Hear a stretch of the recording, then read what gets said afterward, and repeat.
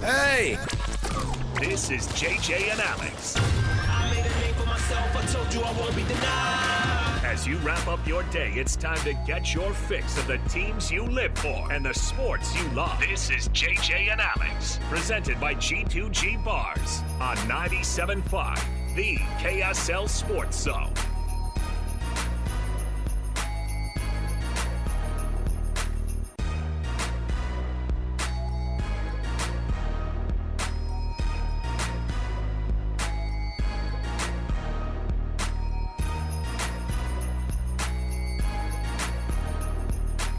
All right, everybody, welcome on in. It is JJ and Alex, 97.5, the KSL Sports Zone. Alex Curie, Jeremiah Jensen. The Olympics. Can you believe it? The Olympics are upon us, and then the Olympics maybe. What are we doing? What is this dance we're doing? Are we supposed to like pretend that we're not? Will it be the biggest upset in the history of sports? When Salt Lake is not announced tomorrow, it's going to be like, because look, we're excited. There's going to be a big party. They're inviting people downtown Salt Lake City at 2:30 a.m. That'll shock a lot of the people who are usually walking around at 2:30 a.m. in downtown Salt Lake. What's going on over here?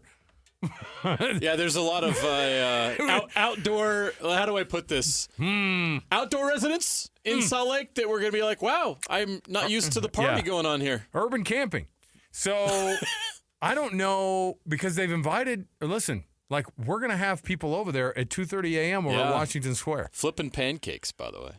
Come eat. So they flip pancakes. They're inviting the public, by the way. So come out and get some pancakes at 2:30 a.m. at Washington Square. Your history's going to be made. Look, and I'm like, Washington Square. I've lived in. I've been a Salt Lake resident. I've worked downtown for 20-something years. I've never called it Washington Square. It's called City County Building, right? Is that what you call it? Yeah. Really? The Salt Lake City County Building? I don't know. My favorite was when there was a political. Who was it? They had some lady coming in who held a political office, or she was like. They were doing some sort of research project on Salt Lake City. She came out from Washington D.C. My favorite thing was when she took a picture of the City County Building and go, breathtaking picture of the Salt Lake Temple, the Mormon Salt Lake Temple. And it was the City County Building. Everyone's all, oops. It is a nice building. Who's going to tell her? That is a nice building, but that ain't it. You tell you how you ingratiate yourself to the city, to Salt Lake City, is you go, oh, what a beautiful Mormon temple you have right here at the mayor's office. It's like, come on, lady, figure it out. So that's what I'm asking. Is that would that be the biggest upset in sports history when Qatar is named the host of the 2034 the host of the Winter 2034 Olympics in the winter is Kenya. Okay, but that's what I'm asking. Kenya is the winner. That's what I'm asking. Are there other cities showing up like we are? Who are the other ones who are even involved? No. They know they're out, right? That's why it's the worst kept secret in sports. I'm asking if Switzerland right now is having a party, are they flipping pancakes in the middle of? Well, it's not the middle of the night for them. It'd be regular for them. But yes, the announcement's going to be at 2:30 a.m. tonight. I'm excited about it. I don't know if I'm going to be there 2:30, but God bless you if you're going to do it. I don't know. There's a free food element there that I would even come out for 2:30 in the morning for. I'm certain there's going to be. I'm certain there's going to be some. You're going to have leftovers on a night like that. So I'm just saying Salt Lake City could very well be, at this time tomorrow, your host of the 2034 Olympics. Now, you and I were both here in 2002, not working here. I was still a student at BYU. Or no, I was – no, sorry. I wasn't even here in Utah yet. Okay. I was a college student. Okay, so my sister worked she did like some PR stuff for the Olympics. And I remember if you got a job working kind of in some fashion around the Olympics, you made some nice scratch. Yeah. So I'm like trying to figure out the way, because my wife and I were telling our kids, like, hey, if the Olympics come, you'll be 25, you'll be 26, you'll be 24, you'll be, we're gonna have like, I might have 2 married kids at that point, and so that's a long way away. But at the same time, I want them to take advantage. I'm trying to figure out the best way for my kids to take advantage of the Olympics coming here in 2034. So if you want to stay at my house for a price, you can do it. I'm just telling you right now. All right. Get that Airbnb ready for 2034. Oh, you know what? I might start investing in some properties around Park City. God bless you if you can afford those, by the way. But maybe we'll think about it. All right. So to answer your question real quick about who are the other competition? Yeah, are there other cities that are showing up at Paris right now, and they're crossing their fingers? Are we just laughing at other people? There without were some us other knowing? countries that emerged in the process. Sweden, Switzerland, and France. But here's the weird thing: is the IOC's the USOC named Salt Lake the preferred host. Yeah. So apparently the French Alps are most likely for 2030. Now, they just had the Summer Games in Paris right now. So the Olympics has this weird thing of where they don't want to give consecutive bids to a country, right? Too many. So remember, Los Angeles is hosting the 2028 Summer Olympics. Right. So the chances of, I think everybody here in Utah wanted 2030, but the IOC was uncomfortable giving the United States 2 consecutive bids. They're also uncomfortable giving France. You see how this is all working? So they're staggering these opportunities. So France will likely host the 2030 Winter Games. That announcement will also be made on Wednesday. So same. Okay. Correct. They'll do both because they know at that point then you would know who the other city was going to be. And then anyway. another poorly kept secret is Switzerland's likely to get 28 or 38. 38? So we're already planning out that far. Yeah. Because my kids were like, when are the Olympics coming? I was like, 2034. And they were like, oh, well, wake me up when that happens. Well, it'll be here before you know it. I know, Just think I about get it. 2014 wasn't that long ago, was it? That was a long time ago, actually. Was it? Yeah. Alex was like in junior high. Alex, how old were you in 2014? Alex is young. In 2014, I was 14. See? We have people. Were you born in 2000? 99. Just Oh, right okay. At the very Yeah, end. you're a 20. Just say I'm a 20th century kid, all right? People, I'm not a 21st I'm a century. 20th century kid. I was born in 1999. Gosh, I have fond memories of the listen, 20th century. I graduated high school in 99. So there you go. Like that's so 2014 was a long time ago. 14 years old in versus my brain now. it wasn't. Sorry guys. In my brain 2014 Well, no, was you yesterday. and I this is like we were both working here for going on 10 years at that point. Right. Right, so I get it. But I know at the how same time, fast 10 years goes. The 2034 Winter Games will be here before you know it. All right. But I'm looking forward to it. So we're likely to be the ones to get it then. The announcement is going to are we happen like at 2:30, between 2:30 2:30 and 3 tonight. a.m. tomorrow morning. Tomorrow morning. Hey, Which we'll is see you down. We'll see you downtown. In 12 hours, we will know for sure that we're hosting the 2034 Winter Olympics. Do we have enough security? 2:30 a.m. at downtown Salt Lake. Like that's are you pumping music at that point? Like what about the people who live in, because there's a lot of like apartments around there. What about people who live right there? Like what the heck is going on outside? Are those Olympic rings? Is somebody flipping pancakes? What time is it? What day is this? What decade is this? It's Pioneer Day. I know. So are we staying up late? I'm going to make my kids go. You know what? I'm going to give them the option. Make them go to that, and then make them stay up for the parade. You know what? I was just going to say, there are already people, they could just go straight from that, because Washington Square is going to have a ton of people already kind of sitting out there that are waiting on the parade, and they can wander over. That actually will be pretty awesome. And by that, I mean I'll be in bed. All right. Let's kick the program off. Our show brought to you by G2G Bars, all natural ingredients and no preservatives. Make the G2G Bar perfect for anybody who needs a quick, tasty, and nutritious boost. Let's kick the show off as we always do with the cut. Let's jump in right here. Let's get into some non-Olympic sports for the time being, at least. The rest of the show we'll dedicate to what you're going to be doing at 2:30 a.m. No, I'm just kidding. Let's jump in here. We've got tons to talk about right here. 97.5 the KSL Sports Zone. It is the cut. Let's do it. It's time for the biggest story of the day. This is what made the cut with JJ and Alex on 97.5 the KSL Sports Zone. And this portion of the show brought to you by The Cut this hour, sponsored by Trajan Wealth. For all your local trusted financial fiduciary needs, get with the folks, of course, from Trajan Wealth. TRAJAN Wealth.com. That's TrajanWealth.com. Okay. So I was reading this story today, and I thought this is quite wild, considering that this particular relationship between the Pac-12 or the Pac-2, whatever you want to call it, and the Mountain West. It's totally fallen apart. What happened? I don't get it. I don't get how this works, because the reality is this is something that should totally work out. This is something that should be ongoing. They should always make room for this, and yet at the same time, they are still not getting along. In fact, since Pac-12 Media Day, with the two teams at the Bellagio, with the pantless cougar who showed up to the party, it's even gotten worse. Like the Mountain West is like sticking to their guns and saying, hey, because the reality is that the Pac-2, Pac-12, they don't have to do anything for another, I don't know how many years. I mean, it's going to be, because the payout is this year and next, right? The July of 2025, so this time next year, that is when the Pac-12 is going to have to start to mend fences with whomever, because at that point, you're not going to have a scheduling option. You will be, I mean, I would assume they're going to be independent after that, right? How does that work? What does the future, because we were wondering about how this is going to work. And if they're going, would you rather have two independents, Washington State and Oregon State, floating out there? Or if you're listening right now and you're a Big 12 fan and they've been talking about expansion, I know that Corvallis and Pullman are not the biggest gets, but if they're talking about, if the Mountain West is like, we're not, this thing's falling apart, I would assume it's over money. I would assume it's over, like, they're probably not even discussing the money situation, right?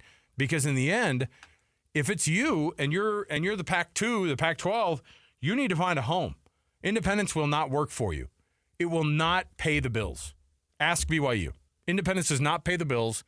And if you are trying to look for a spot long term, the Mountain West makes sense. And I don't know if they're big timing the Mountain West and saying, yeah, you want us. That's exactly what they're doing. And the Mountain West is going, actually, we don't need you. We've got kind of our own situation over here. And they totally could stand on that. So my question is, the Mountain West, I don't think that they, quote unquote, need those two teams, but wouldn't it be nice for the Mountain West to get Washington State and Oregon State? Those are exactly the types of markets and teams that would actually build the Mountain West up to be an even bigger conference. It makes perfect sense for Washington State and Oregon State to join the Mountain West Conference. It would form a very, it's obviously not a power conference, but it would form a very strong group of 5 conference out west. It makes a lot of sense geographically. Makes a lot of sense culturally. I think both of those schools would fit well with the schools that are in the Mountain West. Here's the problem, is Oregon State and Washington State feel it's beneath them. Oregon State and Washington State believe they belong in the Power 4. Oregon State and Washington State are prepared to sit this out until they get their preferred destination. They're going to wait this out because they believe more chaos is coming. They're going to be patient. They're going to keep kicking the can down the road, hoping that something will happen. And in the meantime, they do have the, what do they call it? The Pac-12 after dark. The treasure chest of oh yeah, what is it? The Pac-12 treasure chest, all that money treasure chest stored up there that the other teams can't have now. Look, the pirate is no longer with us, so I don't know if we can call it a treasure chest. Well, rest in peace, Mike Leach. We love you. Yeah, the war chest that they're. The war chest. That's the name. I think treasure chest does sound fun though. The war chest. The Pac-12 war chest is now owned by the Pac-2, and they're getting that money and that revenue, and will continue to do so, I believe, for another 2 to 3 years. I don't know the details on all that, but financially, those schools are going to be okay in the short term. The problem is, if you continue to play this "we're better than you" game, they will be left out in the cold. Because if you burn bridges with the Mountain West, where else are you going? Right. So what you have right now, and I the New York Times did this deep dive into it. Here's what Gloria Navarro said, quote, "I'm pretty confident we can get something done. You never know with how contracting goes, though. It was built in anticipation as a 2-year schedule, but that's how you mitigate competitive inequities. We figure that we're going to do it. It's easier for you to do too. It's not for any reason except for we had to get through June meetings, and then July gets kind of quiet. So everyone's been sitting on this thing. They say that they need to get it done by the beginning of, because at some point the season kicks off, and then you're going, well, where are we on this thing? And so they're saying, get this done before the season happens. And They said that there was a, quote, good faith effort for the Pac-12 to absorb all the Mountain West schools under the Pac-12 banner, quote, at no cost, as promptly and as reasonably practicable. So my question is and that hasn't happened. Will it happen? My question is will the new Pac-12 actually have Utah State, Boise State, New Mexico? Will Bronco Mendenhall be a Pac-12 coach? I mean, in my mind, branding-wise, the Pac-12 is obviously a big brand. But you've got two conferences that are both like looking at each other and they're staring at each other going, no, but that's going to be our conference, though. And the lady who's running the Pac-12, a.k.a. the Pac-2, is like, you want our brand. And the Mountain West is like, we don't need anything that you're offering. And that's what's crazy is that it would be better, JJ, to have that. Could you imagine all the Mountain West schools getting absorbed into the Pac-12? That would be amazing. Well, yeah, it sounds amazing, but legally, as far as all that goes, I mean, legally is not even the right word. Does the money work? Now, here's some details. The treasure chest? It's a treasure chest. The war chest. So here's an interesting fact. So the Mountain West and the Pac-2's TV window ends after the 25-26 season. So at that point, both conferences would be in a position to negotiate, to add teams without any exit fees. But here's the thing. It would be easy to make the addition. This article talks about this. I'll read it right now. The Mountain West office has maintained that its exit fee, $18 million or $36 million for schools leaving within a year, applies regardless of the TV situation. Okay. So it doesn't matter about the TV situation. So, and this happened, remember when San Diego State tried to join the Pac-12 before it collapsed? Right. Which would have been funny. They would have been the Pac-3. and they would have been like, do we still owe those exit fees? They'd be like John Travolta standing in the room looking what's around going on here? In Pulp Fiction. So any attempt by Oregon State and Washington State to pull Group of 5 teams from multiple conferences would be very, very expensive. And again, it mentions the amount, the $255 million war chest. Treasure chest. They misspelled treasure. So would Washington State and Oregon State be willing to take that war chest and basically pick the teams they want in the Mountain West and use that $255 million to pay their exit fees for them to save their conference? That doesn't make any sense. They've got to put that. You need that $255 million over the next 3 years to continue to survive. Yeah, you got to put that in the bank. The thing is if the my point is, it makes the Pac-12 cannot save itself. The Pac-2 can't go poaching other West teams because these Mountain West teams are not going to pay between 18 and 36 million. Right. Just like we saw with San Diego State last summer. They're not going to do that. So what's your hope? What's your plan, Pac-2? What are you doing? Pac-2. The Pac-2 needs to pack up and take their war chest to the Mountain West Conference. Yeah, and go dominate that conference. Because here's another fact. The Pac-2 does not have a path to the college football playoff. Nope. They can only have an at-large. The Group of 5, so the Mountain West has that option. The Group of 5 champion, the best Group of 5 team, gets to go. And the Mountain West, especially if they added Washington State and Oregon State, could put themselves in a position of strength to dominate that Group of 5 opportunity almost each and every year. What happens if, this is something I have no idea what the answer is. What happens this year and it's a long stretch, it would be a long shot, but it's not out of the realm of possibility to say that Oregon State could be better than any of the G5 teams that are out there right now? Well, they lost a lot of good players. I'm sure they did. I'm just saying, they lost their coach, they lost their quarterback, let's say lost their running back. Fine, let's go to Washington State. We're going to move on to Washington State. Let's say Washington State is better than any. I mean, they potentially could have more talent, and they certainly have. Both of these programs have better facilities than almost any of those G5 schools in the country because they had that Pac-12 money. They've had a lot more money. Yeah, sure. And so my question is what if Washington State has a good year this year and they're 11 or they're 9-1 going into the last 3 weeks of the season. Everybody's looking around going, what happens with Washington State here? You know what I mean? Because their schedule is just chock full of Mountain West teams. Right. And they're playing all these Mountain West teams. If they're mowing them all down, what does the college football playoff committee do with a 10-1 or an 11-0? You know what they do with Washington State team? Nothing. They go full Florida cute. State on them. Thanks, but no thanks. That's crazy. That's the difference. You don't have an auto bid in any form. And we don't have a relationship with you. The Mountain West Conference doesn't have a direct auto bid, but they have the Group of 5 opportunity. And I'm telling you, Boise State is probably the best candidate for that Group of 5 opportunity this year. Boise State could be the first Group of 5 team in a college football playoff. Do we count Cincinnati? We got to count Cincinnati. Cincinnati did make the college football playoff as a member of the American. So they'd be the second. Yeah. They'd be the second. Mm-hmm. Either way. Even though Cincinnati's now in the Big 12. So you're going to have at least one G5 school in anyway. Always. Because of that bid. And is it just limited to the one?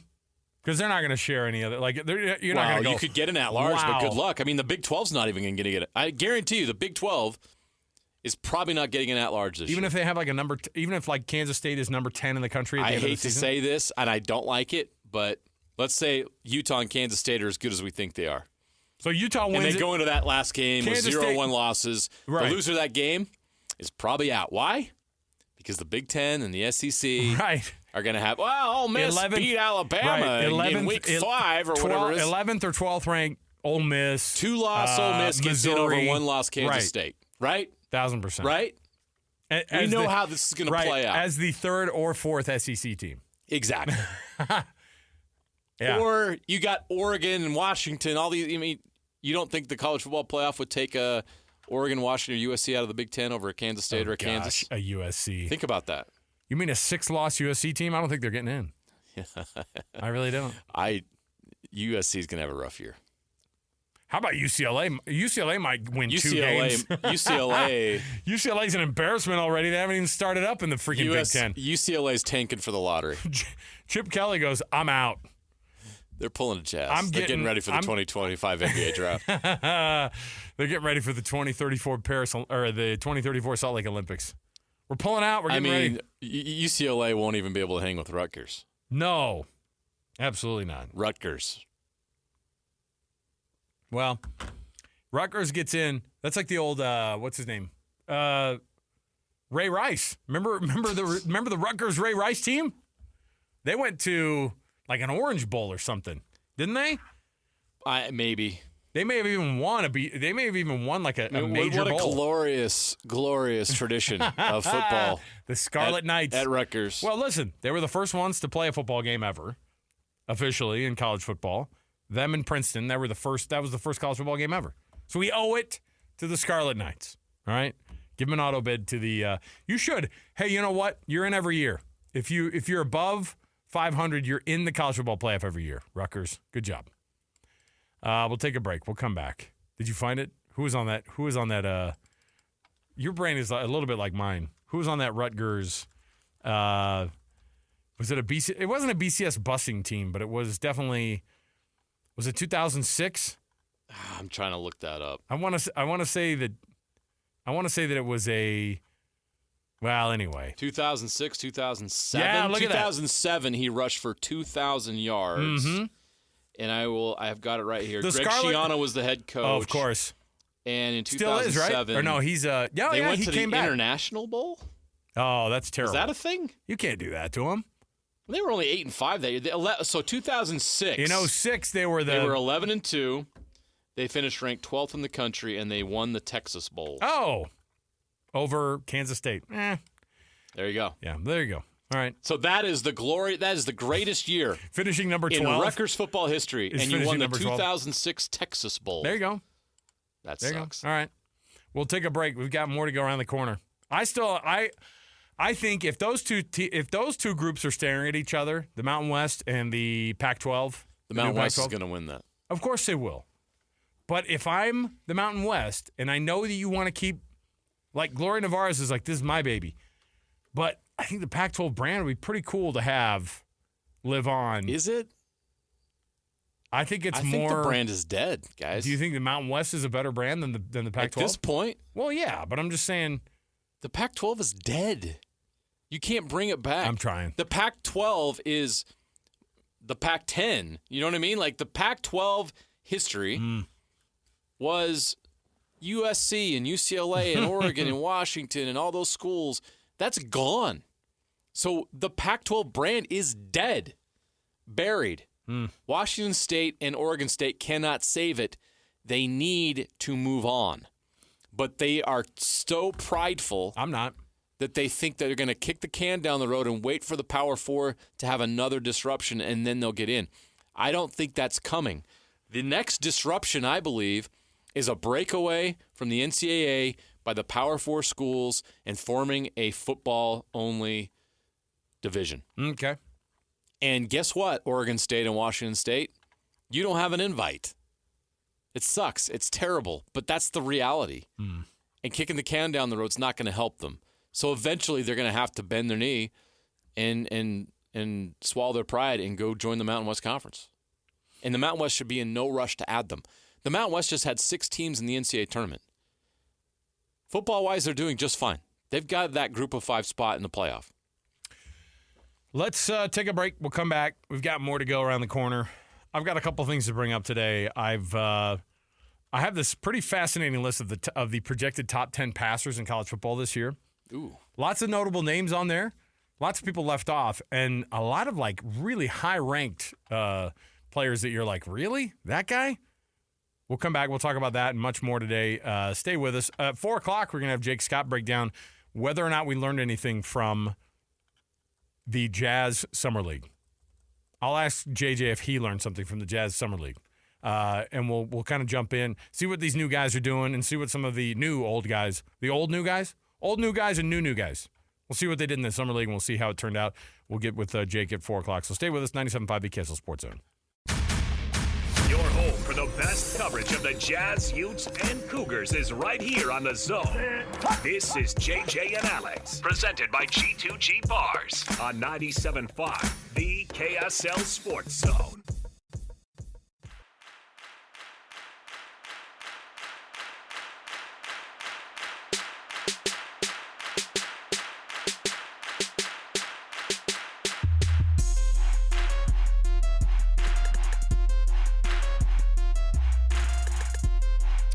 All right, everybody, welcome back. JJ and Alex, 97.5 EKSL Sports Zone.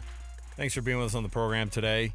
Nominate your youth sports volunteer that you know for the Hercules Hero of the Week. You've heard us do the Hercules Hero of the Week. We honor the sports volunteers that affect the youth, that just have a phenomenal impact on our youth. There's so many that go without recognition. I was just talking to Gary Michaels, who works at the Arrow, and he was like, and I said, man, hey, thanks for throwing in a nomination this week because of somebody who taught his kids how to play hockey and coached them. And you know what? In true fashion, because he was like, man, I don't think I did anything to deserve that.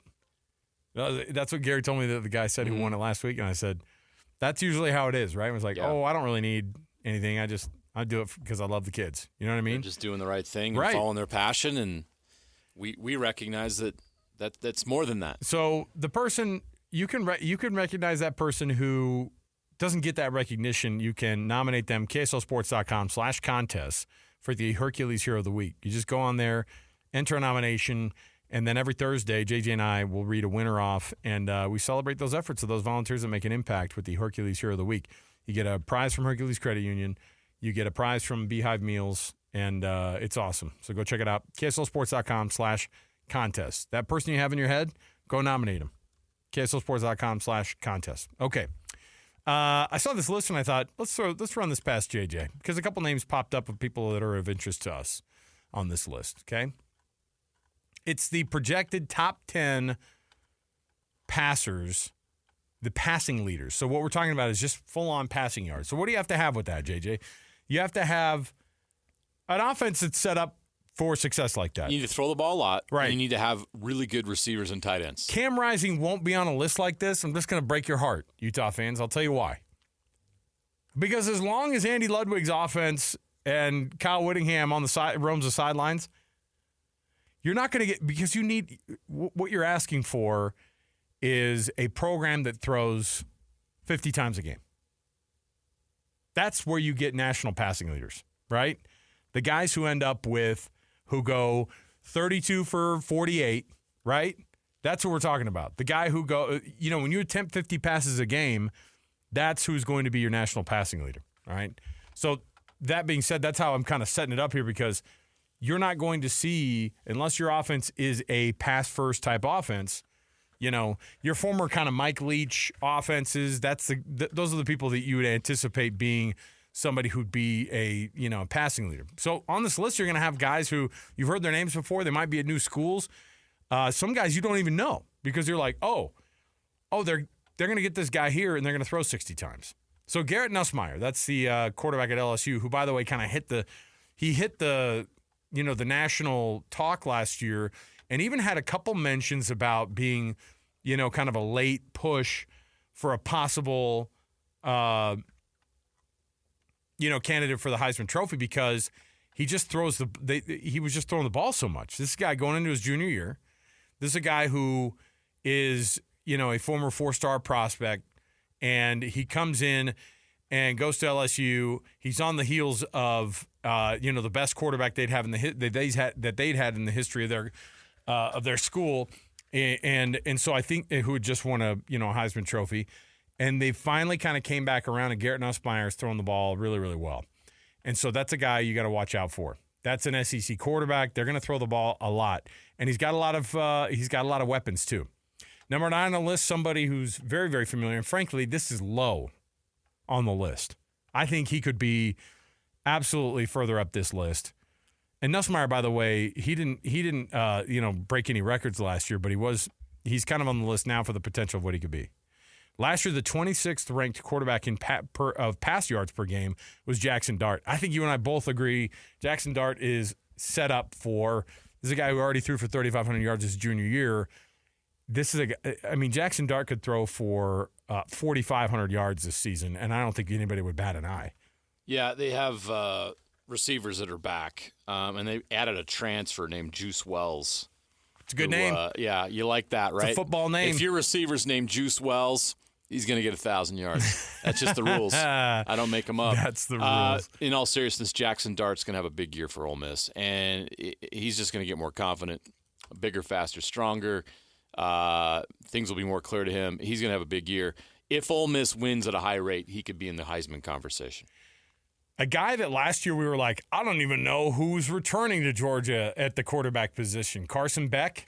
We all went, I don't know. Good luck following up those campaigns that they had of 2 national championships on the back of a former walk-on. But Carson Beck last year, almost 73% completion rating, was 16th in the country in yards per game at 281, and that's with a Georgia offense that didn't throw nearly the amount. I mean, he hit that 300-plus passing yard mark 5 times, 3 straight games at the very end of the year, and he ended up being a Heisman finalist at the end of all of it. So I think that people look at that and go, all right, of course, if you're on the team as a Georgia, like he should already be a Heisman favorite, and he is in a lot of these because he was a finalist last year. And he's going to come back, he's going to be better. Likely that he's going to be better. Quinn Ewers, arguably the second best quarterback at Texas. He's going to do well next year, JJ. Yeah, he should. 289 yards a game last year. That was 12th in the country. I think we all know that Quinn Ewers is pretty darn good. Guys you don't know. Seth Hennigan from Memphis. They threw the ball all over the place. Almost 300 yards a game for him. Shedeur Sanders was 10th last year in yards per game. And it doesn't seem like it's going to slow that much this year, but we've talked about this. You could very well see Shedeur Sanders lead the country in passing, and that Colorado team only win 3 or 4 games this year again, because that's what happened last year. He threw for 300 yards a game, and they were absolutely terrible. And their offensive line actually did not get much better. So that's one on the list that you could see actually go all the way backward is Shedeur Sanders. I don't know what the anticipation is that you have for him this year. This second time around, I don't know if he's going to do any better than he did last year. I just don't see Colorado being the consistent program. You need some consistency, and they don't have it. Yeah, he's going to be in a position to have a big year. I only worry that the offensive line is still not going to be able to protect him. And you get into the meat of their schedule in the Big 12, and it's going to be tough. And it's going to be a lot like the Pac-12 last year, where they get off to a nice start because their non-conference schedule is a little more favorable than their conference schedule. And he picks up steam. He does some incredible things, which he's capable of. I don't want to sit here and – he's a good talent. He's really good. It's just that I'm not sure that the offensive line can hold up. They've got good receivers. They've got really, really good receivers. So that's going to be the question mark. Is their offensive line better And can that offensive line allow him to have the season that he wants? And for those of you saying, well, blah, blah, it doesn't matter, he's still a dynamic talent. What happened to Caleb Williams last year with a garbage offensive line at USC? Running for his life. They finished 7-5. Nowhere near being the Heisman. Not in the hopeful Heisman that he was, conversation. Okay, the year before. So you right. get my point here. Your offensive line matters tremendously, and if Colorado's offensive line isn't better, then you can forget him having a Heisman season and all these other things. Let's skip ahead here. I'll just roll through some of these. Like, you don't know. I'm sure you're well aware of E.J. Warner. He's quarterback at Rice. He's a transfer from Temple. How many times does that ever happen? You go from the Temple Owls to the Rice Owls. Next stop, Well, he FAU. has to play at Florida Atlantic. Yeah, right? he has to That's go the to rules. FAU next. Or who's the new one? Was it Kennesaw State? Who's the Kennesaw State. They're the newest Owls too. Go 4 for 4. Gosh. Play for every Owls team. I'm going to be an NCAA Owl football. every place that I go. Use Now- your 7 years of eligibility to play for every Owls team. So he's going to be. He was 5th in the country last year. Do you know who the Owls offensive coordinator is? No, You should. As a Oh. Washington guy. Marcus Tuias. Isn't that cool? Yeah. You know what? I suddenly am like, he will be up there on the list. And by the way, Rice had a decent year last year. Here's another thing you probably didn't know about E.J. Warner. Who's his dad? Is that Kurt Warner's It kid? is. No, it's not. It is. Dude. Yes. Dude. I suddenly love this guy. I was gonna. You're like- I was this close to You skipping said that. you skipping over were all going to this. skip over Who E.J. freaking cares? Warner. He's the most It's 'cause it's fascinating Rice. player on It's the because list. it's freaking Rice, Come dude. on. All right. You got me with Marcus Tuiasosopo. All right? All right. And when you got the Lord on your side and you're Kurt Warner's kid, boom. Yep. You got yourself Watch E.J. Warner of Rice this year. He's gonna let it fly. Another name that was in the Pac-12, did he transfer this offseason? Yes. Yeah, so Cam Ward going from Wazoo. Well, excuse me. Let me go through the list. Incarnate Word to Wazoo, now down at Miami. He threw for 311 yards last year. The question is can Miami put together the type of season that they did last year? I mean, can Cam Ward put together the type of season he had last year in terms of passing? If you don't necessarily have, the type of offense, it has to be set up for him. And so they obviously say, hey, let's go. But they have an air raid offense. Yeah, So- they run the Hal Mummy system. Yeah, I think that's already set up for it. Now, number 2 on the list, they absolutely jumped this kid up to the very, very almost number 1. But number 2 is Noah Fifita. I don't know if I believe that much in Noah Fifita, but it's hard to argue with the fact that you have a wide receiver like McMillan, who we know is phenomenal, and Fifita had 9 starts and averaged 311 yards and 25 touchdowns in 9 starts, right? 25 touchdowns in 9 games. Not bad. And I think that you should be absolutely scared out of your mind if you are all the teams that are in the Big 12 who are facing Arizona this year. And that's both of the teams here locally. I think Utah gets them down there. No, Utah. Nope. Arizona's coming here.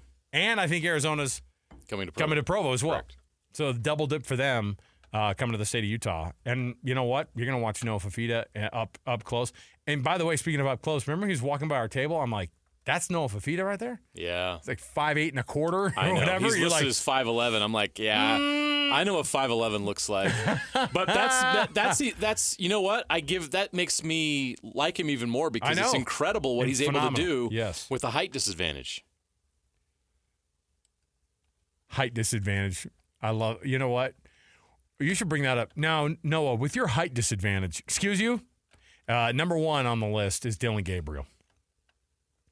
Oregon they've got a peach here. They're replacing, one of the most successful quarterbacks in the history of their program for a 1-year situation or 2 years that Bo Nix was there with Dylan Gabriel. Not a bad ad. So he's projected to be that number 1 passer in the entire country, at least according to this list. So we'll take a quick break. We'll come back.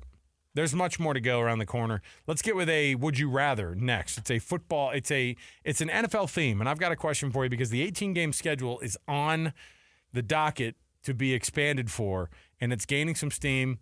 You've got to make some changes, NFL, if you're going to do it. But I've got a question for you about this one when we come back. So we'll break that one up and we'll break it down for you next. 97.5 Kissel Sports Zone. Let's Listen, everybody. Real-life hypotheticals to get your brain churning. As JJ and Alex ask, would you rather?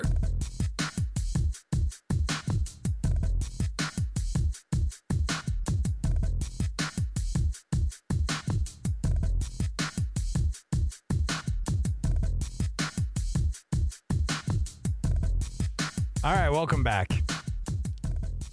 JJ and Alex, 97.5, the KSL Sports Zone. Yes, it is Would You Rather. Mitt Romney's not going to be in Paris for the 2034 Winter Games decision. Does that mean we didn't get it? Mitt's got to be there. Mitt, show up. So one of my neighbors was one of the people on one of the senior leadership people in the Olympics. And it's been pretty interesting for him to kind of walk through the behind the scenes stuff of how all of these decisions get made and how everything kind of works. And it's a crazy thing. We love the Olympics here. I will say pretty confidently, and I think, JJ, you're one of the people who's like, people do not love the Olympics other places in the world like we love the Olympics here in Utah. No. And that's not a bad thing. I'm saying we've embraced the heck out of it. And that's why it's crazy to me that, you have a place like this that's built for the Olympics. You know what I mean? And we've maintained everything, and it's part of our heritage, and we don't, it took a minute for us to fire back up those Olympic torches again, and but the reality is that the Olympic venues are used.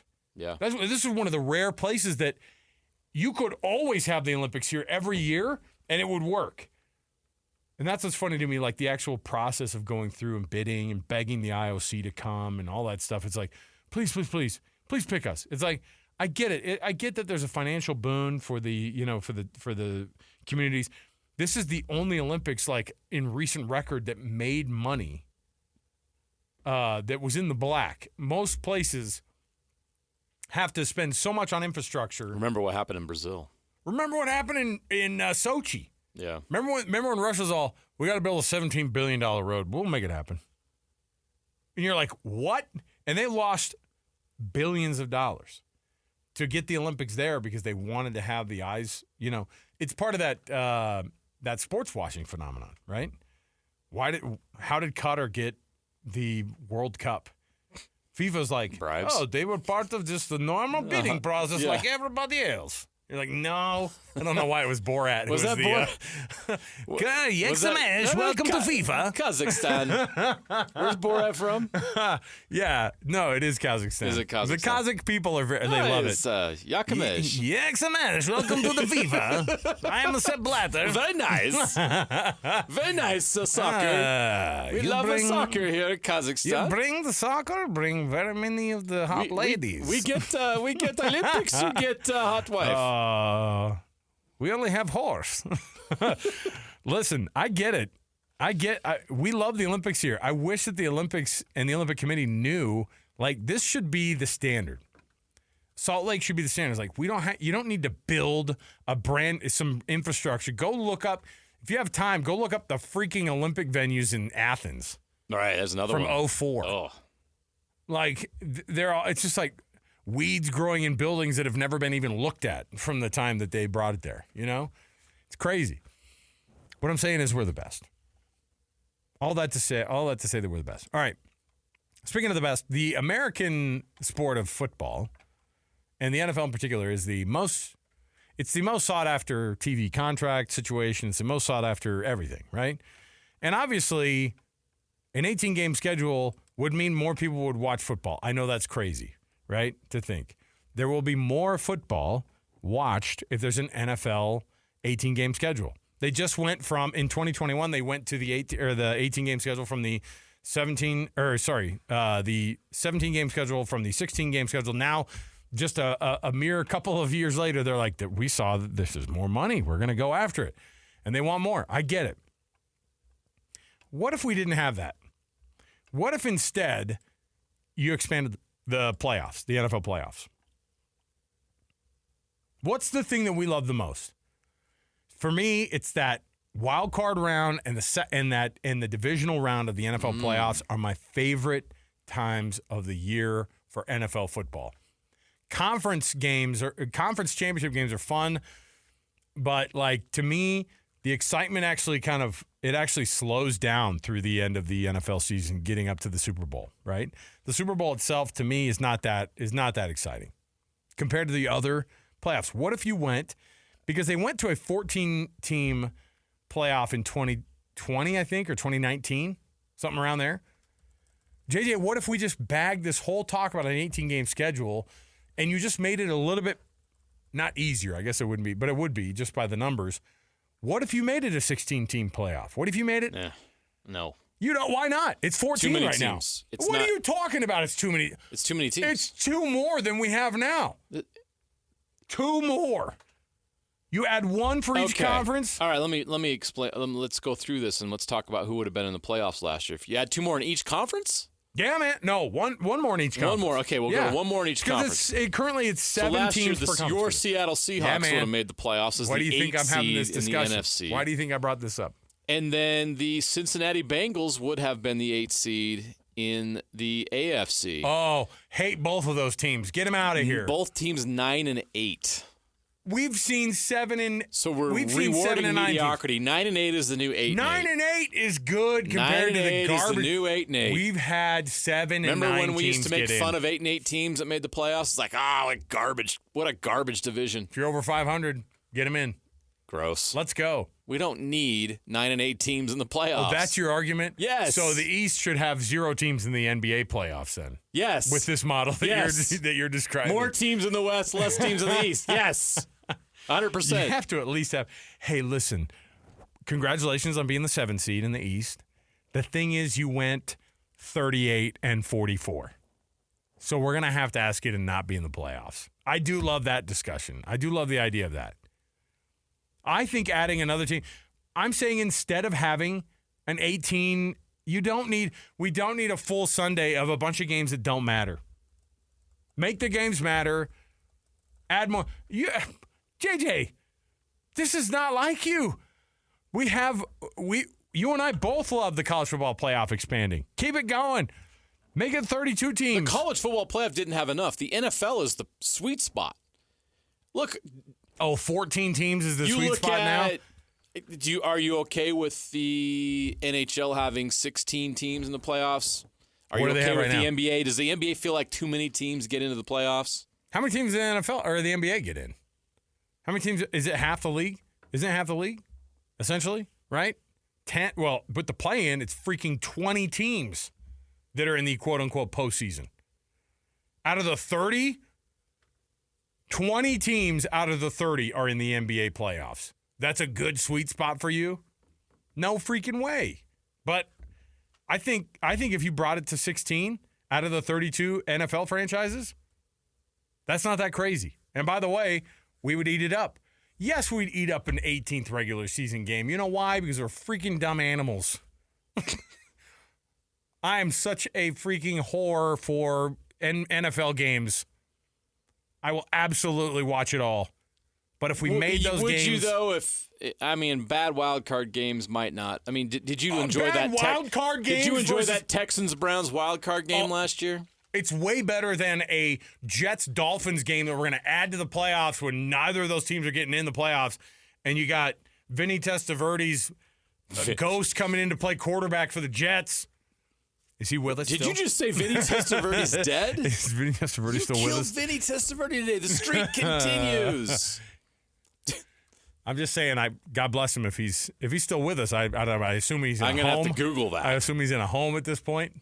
Vinny's 60 years old. My goodness, don't put him in a home. He's the one who got in trouble for the betting last year, right? No, that was Bernie Kosar. That's Bernie Kosar. Sorry, I was thinking of. Jeez. I was thinking of. Is he still with us after that whole thing? All right, we'll come back. We'll take a break. Alex is mad because we're late, and you know what? I'm mad too because you didn't accept my proposal of more playoff games. I thought that was that was a slam dunk. I thought that was a slam dunk. Bernie Kosar suffering from liver failure and Parkinson's disease. Is he really? Yes. Why would you say that right now? I already feel bad. Wait, which one of them? Both. Liver and Parkinson's. Sorry. Bernie Kosar is? Yes. then why did they fire him? Come on. All right, this is going a bad direction. This is your fault for bringing that up, not mine. It's just a fact. We're taking a break. More to go around the corner. 97.5 the KSL Sports Zone. Ladies and gentlemen, The biggest name. You're locked into JJ and Alex. With the insight and analysis on the teams you can't live without. Presented by G2G Bars. This is 97.5, the KSL Sports Zone.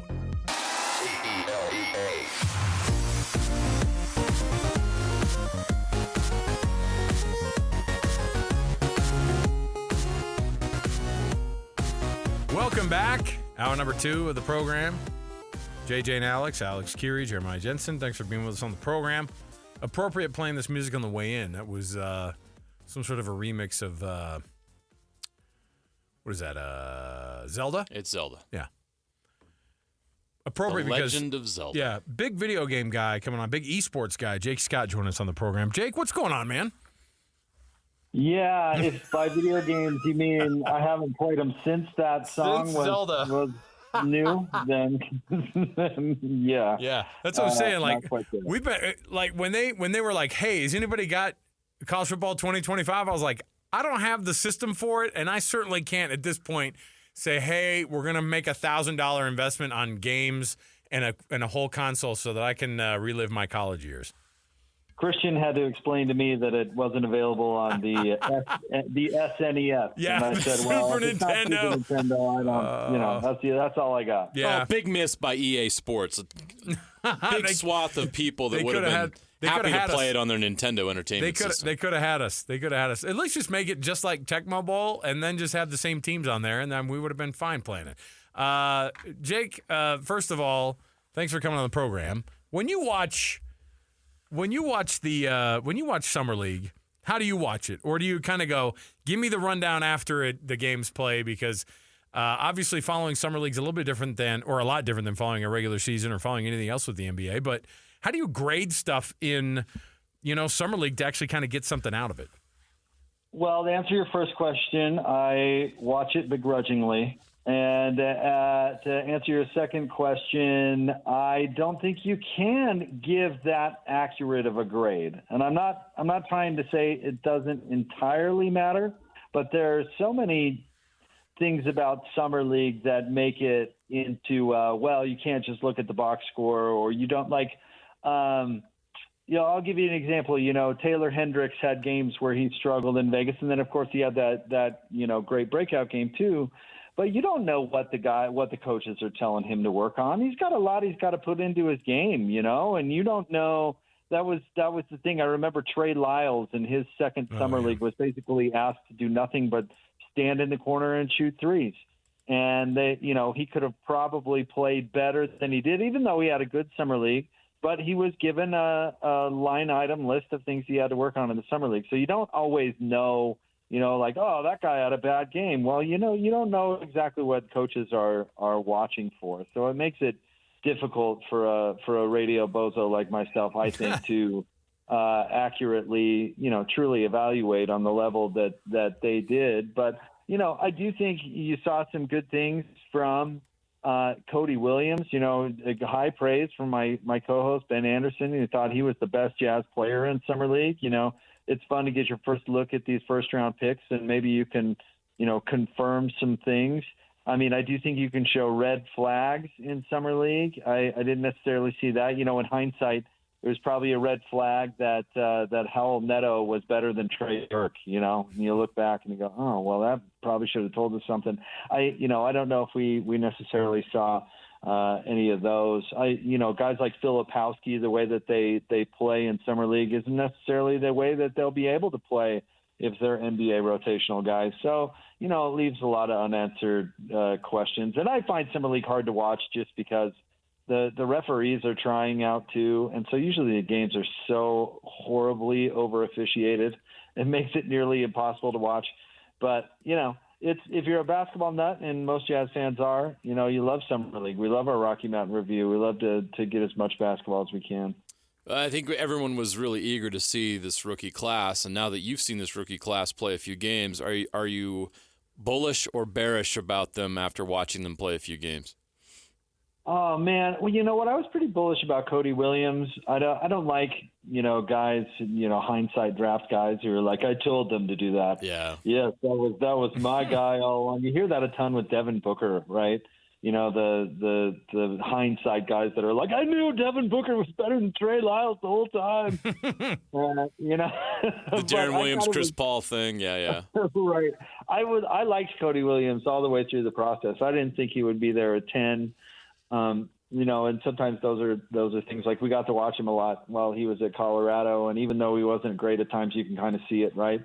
So I was excited to see him. Again, Filipowski looks like he's a guy who can rebound and push and make some good decisions. I just don't know if he's going to be, good enough defensively to get on the floor. I mean, I think that might be an issue. He's going to have to figure out a way to maybe play a little tougher on that end.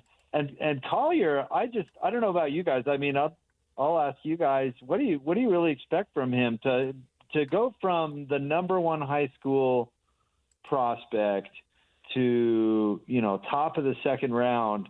It leaves you kind of wondering why, right? If it were back in the day and high school kids could still just, you're telling me that guy would have been the number one pick last year? Well, there's got to be a reason for that. And I don't know if we could see that in Summer League. I thought you saw some good things. I thought he played well, but that's a huge mystery to me.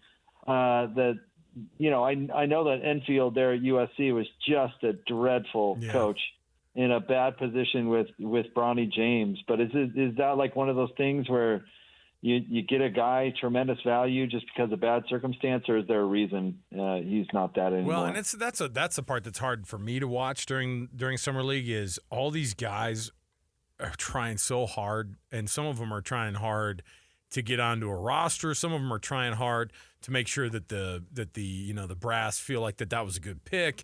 And so you get such sloppy basketball. And there were times where Isaiah Collier was turning the ball over like a ton, just bad passes, and you're kind of like, I don't know. Yeah. But I mean, I see the burst. I see the things that people are excited about in him, but I also see why people feel like Flip is a little bit more NBA ready, which again, you point out the defensive part, like people forget, like that's one of the biggest differences in college ball versus the pros is how much people actually play defense in the NBA, and that coaches ask the guys to learn how to play defense. And people don't take time off unless they're like old veterans, when it comes to the playing defense. It just is, it's a constant thing.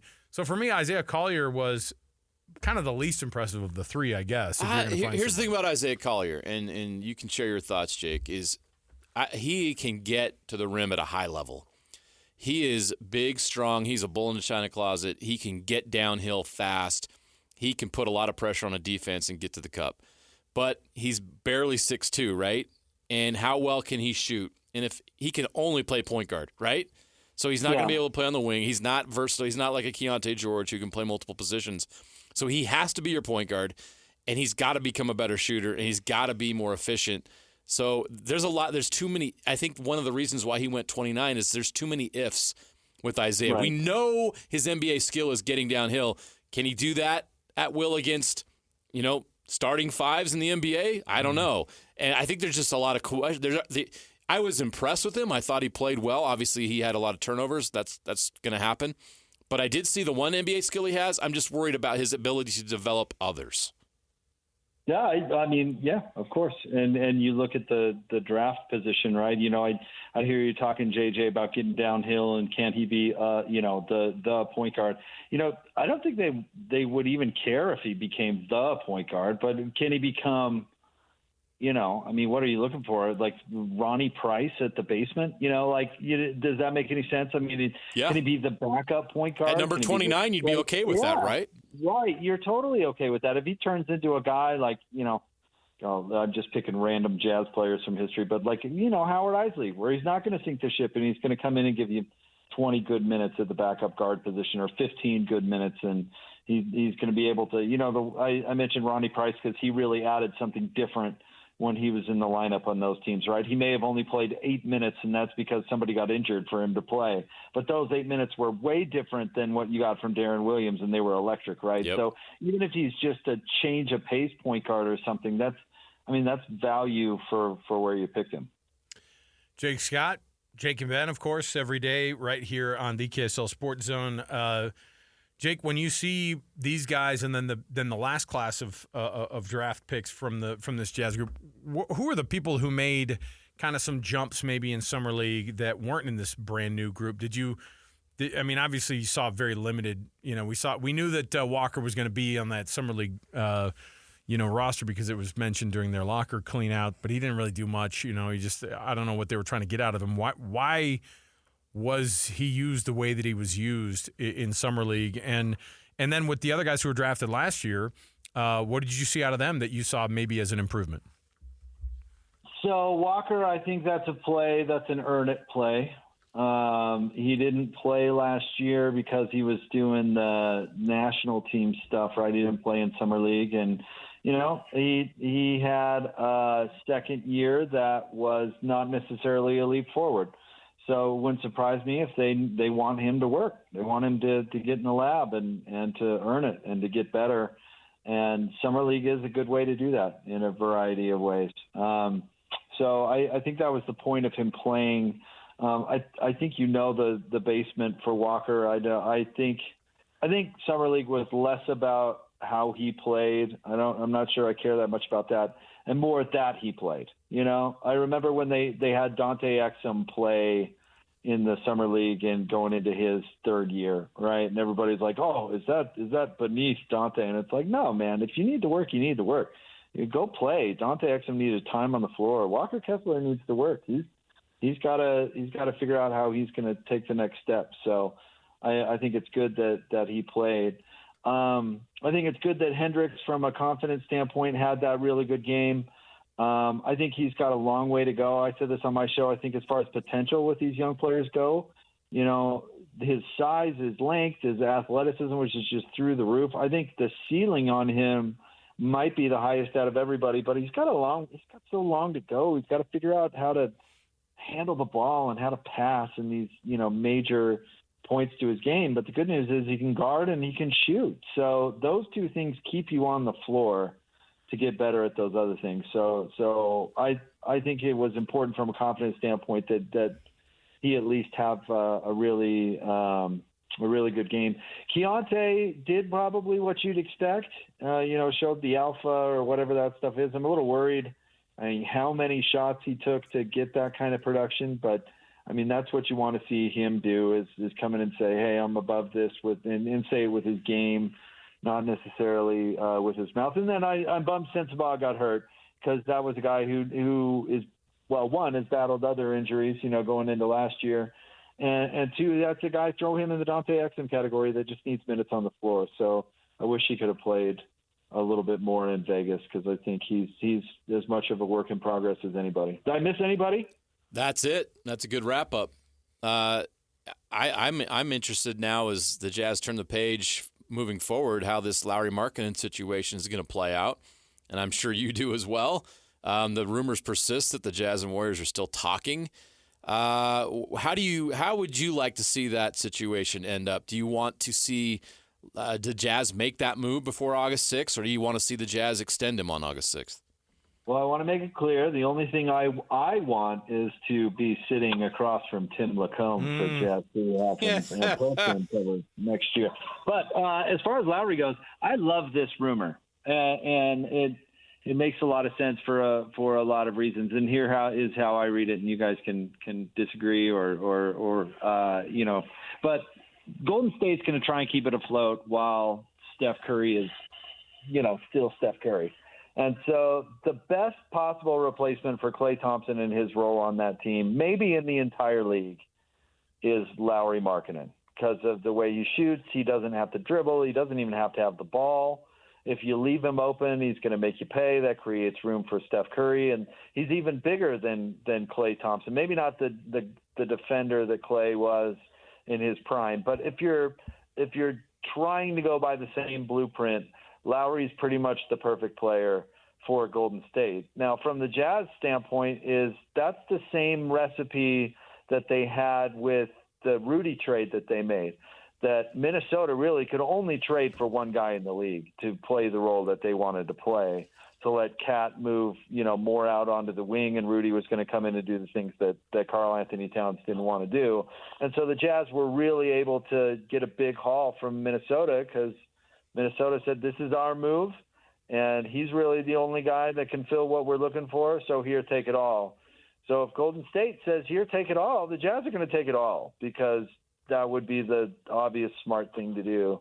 And all of a sudden that Donovan Mitchell trade, not only did you get all that draft capital, but you just parlayed what was basically a throw-in into another, giant deal, which would just be incredible. But if Golden State balks at that and says, it's too steep, you say, all right, fine. We'll re-sign Lowry to as much money as we possibly can give him, and we'll sit on that asset for another year or 2 years, or maybe, the option to rebuild via big trade and put somebody next to Lowry is out there. The Jazz don't have to do anything. That's their position of strength. They don't have to pick up the phone. They don't have to offer anything. And if you don't want to match it or give them what they want, then whatever. They've got a great player who's a borderline All-NBA guy who's young, who has all the skills that NBA teams are looking for all of the time. So it's not like, I think his trade value is going to go down anytime soon. And if you have him under contract for the long term, that makes him even more tradable. The teams want to get him and hang on to him. So the Jazz are kind of in a weird spot. I know fans have a lot of anxiety, but it's a really good spot. You keep a great player, you have enough money to pay him.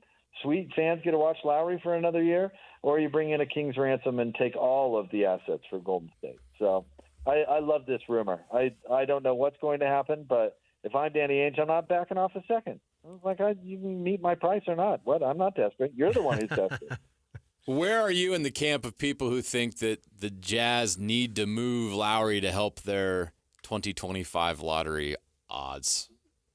Well, first of all, I hate the tanking game because if you're playing, I don't like it that it's even a thing, and I'm not even saying that it's not necessarily wise strategy, except for if you're planning your whole franchise's future, around and doing all this losing and throwing a whole year down the toilet for a 25% chance at the number one pick, which you may blow anyway. If that's truly the master plan and you don't have other irons in the fire, that might not be the greatest idea for you. But tell Lowry not to play. Play Lowry 40 games. Give him the schedule Harpering had when he was doing the TV. Sorry, the Harpering blaster. Just give him a part-time schedule.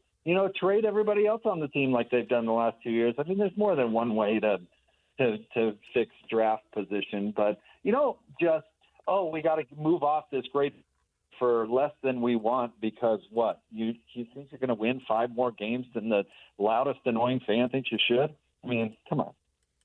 Yeah, this isn't like leave the dysfunction to the crappy franchises. That's what I'm always about. Like let those guys do the dysfunctional thing. But there's the part where you go, if we're having the same discussion next year where we go, all right, now they're really looking for some more assets. They've got all this draft capital. I wonder how much the position for the Jazz is going to change in 12 or 24 months, because I do think there is going to be some heartache in terms of wins and losses for fans over the next, 3 or 4 years. I agree. And that was true the last time the Jazz rebuilt. And I thought the fans did great. I thought the fans stuck around and were pretty understanding for the most part. So, I mean, it's about doing the right thing, and the Jazz can't necessarily demand, other teams in the league comply. I make this joke with Ben. It's not like, Ryan Smith can or Danny Ainge can go right to Justin Zanuck and go, hey, you Zanuck, go get me Anthony Edwards. It just doesn't work that way. You know what I mean? Be nice. It would be. And listen, the Jazz were scared of a rebuild after John and Carl, and Kevin O'Connor never gets enough credit. He rebuilt the sucker in a year, which is pretty incredible, which sets an unfair standard, honestly, to the future. So, the Danny Ainge himself has rebuilt teams in different ways. And so you can never really control what's going to be out there, and you have to be able to make the right move when it becomes available. And in the meantime, if you can stomach losing some games because you've got a young team and you're developing players, well, then that's kind of what you got to do. Jake, well, we wish you the best as you set off all the fireworks that I'm sure you bought over the last couple of days. I'm just really excited. I'm going to be threatening my neighbors this day. I'm going to be calling the police. Well, I live in a no fireworks zone, thankfully. I know. And you know what? You still hear those wonderful neighbors of mine still pop it off a few. It's like, that's it. I'm calling the police. I have a 3-year-old. Fireworks are our enemy. I know. It's the worst, right? When you put those kids to bed and then you start hearing, and for some reason they get louder inside your house. I'm not sure how. When you're in the house and you're like, why did this explode? Like, did somebody put it right down the window well? I don't know what's happening here, but yes, you're right. Pets and small children, it's not a good time of year for all of us to be able to do the firework thing. But there's always a Jake Scott out there telling you to get off of his lawn and to get those fireworks out of here. So I want to know who Jeremiah offended that he gets Tokyo during the pandemic and Sam gets Paris. You know, Jeremiah, I want to know the same thing. They tossed a coin. And that's how it worked out. Jeremiah gets the Olympics with no fans, and you can't go anywhere. Well, where they? Yeah, I can only eat at 7-Eleven. They'll send JJ to the Salt Lake Olympics in 2034 just to help him out. You know, I'll be dead by 2044. Jeez, oh my goodness, whoa, I know. I'm trying to figure out. So wait, where are the next ones? Let's figure that out. Where are the next? What's the 2026? Well, 2026 is in Milan. northern Italy, Milan, Italy. That's you, bro. In the Alps. That's you. Is it my turn for that one? Yeah, heck yeah. Yeah. Or do they only send you guys to the LA in 2028? You know what? Since we've expanded the France in 2030. Since we've expanded the KSL sports family, Jake, maybe you put your hat in the ring for those for the Northern Italy games. Oh, that doesn't sound terrible at all. See? Are you kidding? I know. Yeah, everybody's going to want to go to that one. We can get Jeremiah bumped from another great trip. That'd be sweet. He'll be going. I'm telling you, he'll be forced to go to the 2034 games up in Park City. They're like, we'll put you at the Holiday Inn there down Main Street. You'll be fine. You'll be just fine. All right. Yeah, Jeremiah was isolated in a Holiday Inn. Sam's talking about pastries. Yeah. Sam's out there with the croissants. He's swimming in the Seine River. He's wearing a with all that beret. fecal matter. All right. Exactly. Jake, we appreciate it, man. We'll be listening, of course, as we do most days. I get to drive around and have company with you and Ben.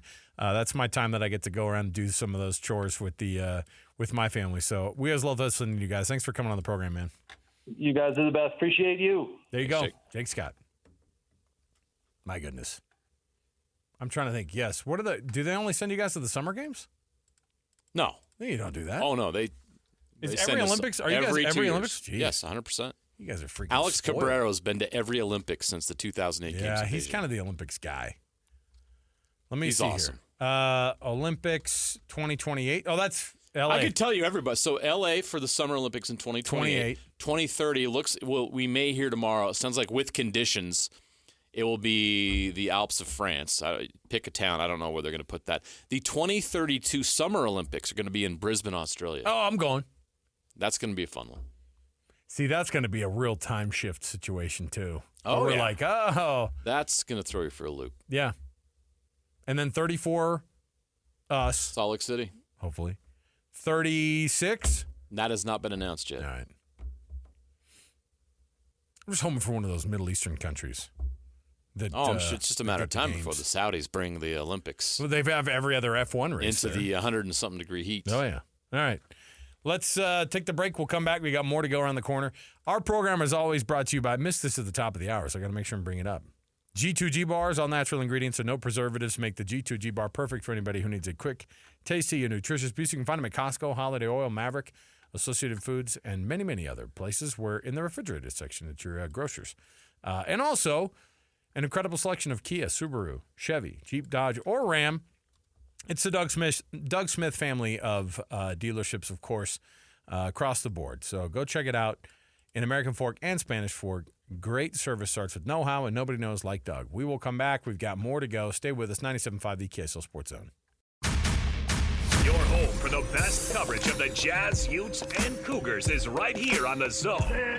This is JJ and Alex, presented by G2G Bars on 97.5, the KSL Sports Zone.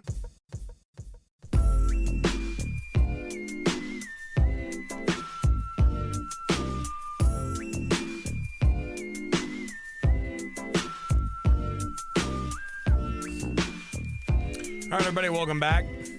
JJ and Alex, 97.5 KSL Sports Zone. Alex Curie, Jeremiah Jensen. Your life moves fast. Quantum fiber and the internet they provide is even faster. Move up to tomorrow speeds today. QuantumFiber.com. That's QuantumFiber.com. JJ, this is one I wanted to throw at you. I know these are all a shock. I know it's a shock to you.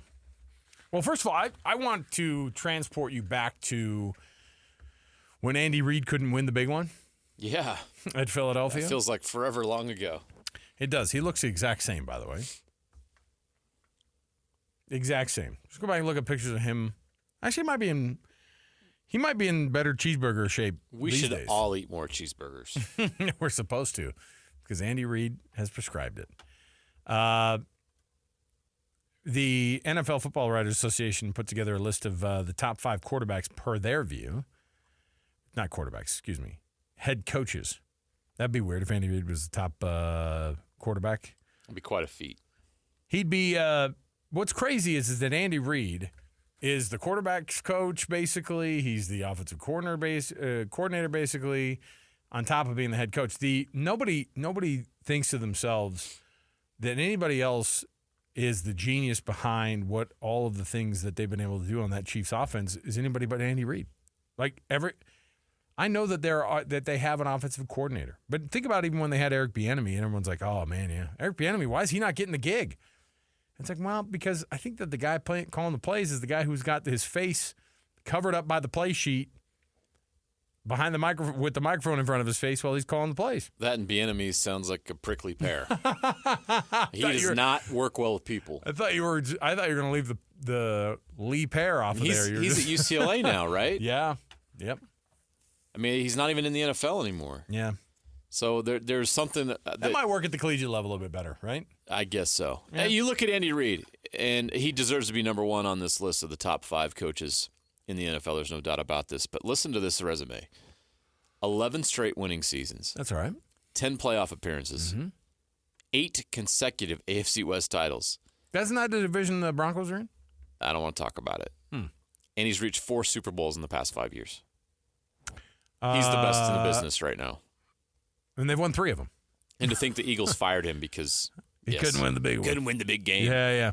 Well, don't worry, because even when they do win the big game, then they fire that guy too. That's true. Watch Todd Peterson. Is it Todd Peterson? Yes, it is. With the Jags now. Watch Todd Peterson win a couple Super Bowls with the Jags and just give a big old FU to the I think he'd enjoy that. Yeah. Tell me if you disagree with any of these. John Harbaugh, number 2. No. Kyle Shanahan, number 3. You put him ahead of Mike Tomlin. They have Mike Tomlin at number 4. I would not. If Mike Tomlin had Kyle Shanahan's roster, the 49ers would have won a Super Bowl in the last 5 years. I believe that. Okay. Shanahan, Tomlin, and then rounding out the top 5. I was pretty surprised by this. But until proven otherwise, maybe it's dead right. But Sean McVay's number 5. Now, no problem with that. I think part of it is that it's one thing to. I mean, they've won a Super Bowl and they've lost a Super Bowl. You're a Super Bowl champion coach in the last little bit. Fine, I'm okay with you being on the list. It's what he did last year. 10 wins and a playoff appearance. Like ringing out the talent that they had on that roster, which everybody had them at 3.5 wins. Yeah. Vegas had them at 3.5 wins. That by itself, to me right now, goes, okay, from the standpoint of somebody who's doing it right now. I mean, you notice, think about coaches who are not on this list. Mike McCarthy, hey, Cowboys fans. Mm-hmm. I bet he's not even top 20 in people's heads, right? With the talent that you have, the Cowboys, machine that they have there. I'm trying to think of other coaches who should be on this list. Matt LaFleur of Green Bay. LaFleur? What he did last year with that team that lacked a lot of veteran talent was pretty impressive. I think Dan Campbell deserves some recognition. Sure. Now, is his shtick for everybody?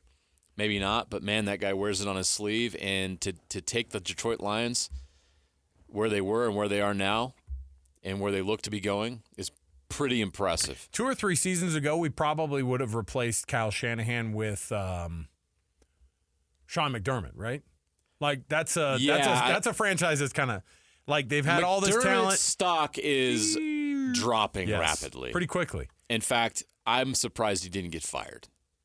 Okay. That Bills team has, I don't know, feels like they've left a little bit out there. They just had to clean house with salaries, and I'm not sure how good they're going to be this year. Another one, I think if we do this again next year, D'Amico Ryans is going to have himself in the conversation. Why aren't we talking about Kevin Stefanski in Cleveland, right? Because the Browns have not won that playoff game yet. I get it, but he's also when was he the coach of the year? Was he the coach of the year? Was he the NFL coach of the year? That's a good question. I'm trying to think of Was it 2 years ago? Yeah, maybe. But again, it's the doing a lot with a little type situation. And I could see the Browns. We talked about this yesterday. The Browns could make an insane leap forward. Gosh, these guys are all younger than we are. Isn't that weird? He's a two-time NFL coach. Two-time NFL coach. He was the coach of the year last year. Okay, so why is he not on this list? Again, that's a fair question. Very forgettable coach of the year last year. Is he the coach of the year because they won 11 he's games? The best coach, or he's the coach of the year because he took a team that wasn't good and made them great? Yes. Okay, Andy Reid's amazing. He does have the best quarterback in the entire NFL. Yeah, Andy Reid's winning Super Bowls. Like he's at another level. Top. He's a Hall of Famer. But Kevin Stefanski won 11 games. You make a great point, and you bring up somebody who does deserve to be in the conversation. No question. Like, why couldn't he be in place of Sean McVay? We wouldn't argue with that. Sean McVay has won a Super Bowl. Not that recently, though. I mean, recent-ish. 2021. 3 years ago. And again, coming off of a year where he, again, did the same thing that Stefanski did, which is he wrung out. And by the way, he did it with even less because nobody even knew who the quarterback was last year, right? They had to get Joe Flacco out of the barn, you know. Yeah. So, what I'm saying is you got some pretty freaking good coaches in the NFL right now. I mean, gosh, you got. I'm trying to think too. Who's the Bengals coach? Zach Erickson. No. What's his name? It's not Zach Erickson. What's his name? How did I get that wrong? Zach Taylor. Not Erickson. Zach Erickson's the head coach at Snow College. That's easy to mix up. That's an Shout easy out to to mix Zach up. down there. Coach Erickson down at Snow College. Yeah. Zach Taylor. Zach Taylor's one of those guys. Now, the Bengals fell off. The Bengals go as Joe Burrows goes, right? Right? Oh, no question. So we saw that last year. What happened to the Bengals without a healthy Joe Burrow? Well, they were okay. They were 9-8. But they're an average NFL team without Joe Burrow. They're a Super Bowl contender with him. Yeah. Look. I like the young coaches though in the league, man. There are some good ones. Let's take a break. We'll come back. When we do, we've got some stuff to jam on. Oh, I've also got it's a Win Ticket Wednesday on a Tuesday. You know why? Holiday tomorrow. Okay. And Lloyd's going to be here. Lloyd's going to be downtown at 2:30, eating pancakes. So we can't have a normal work day tomorrow. All right. We're going to come back. We've got tickets to 30 Seconds to Mars right around the corner. Stay here, 97.5 the KSL Sports Zone. Accessing. When TV and radio collide. Love it. Wow. This is what you get. You're listening to JJ and Alex, presented by G2G Bars. Don't touch that dial. On 97.5, the KSL Sports Zone.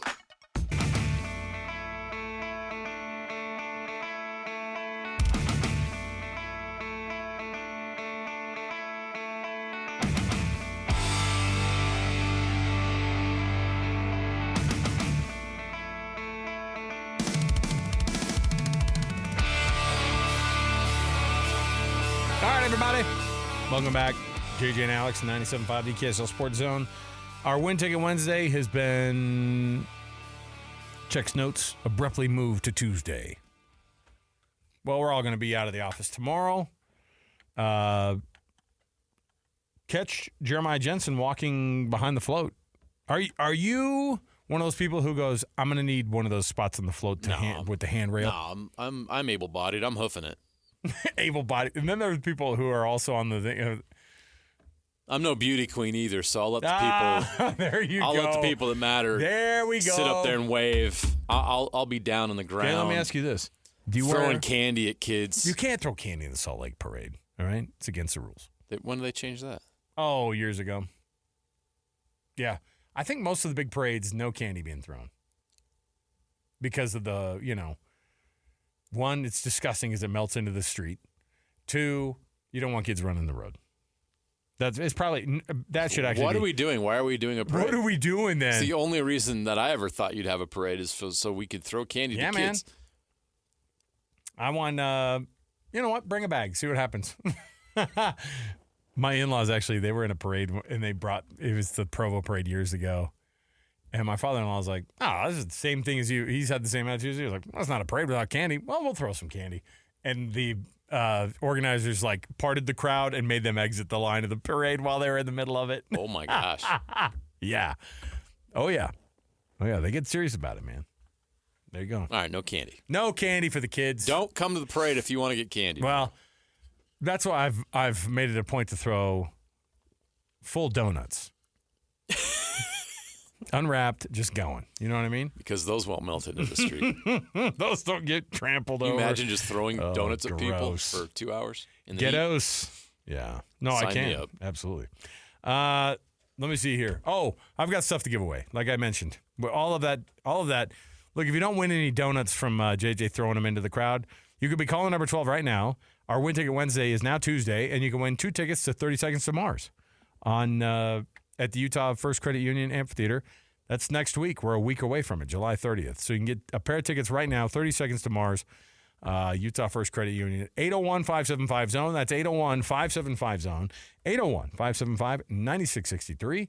That gets you a pair of tickets if you're calling number 12 right now to 30 Seconds to Mars. There you go. TNT did it, JJ. They got their hat back in the ring. They submitted. Or did they?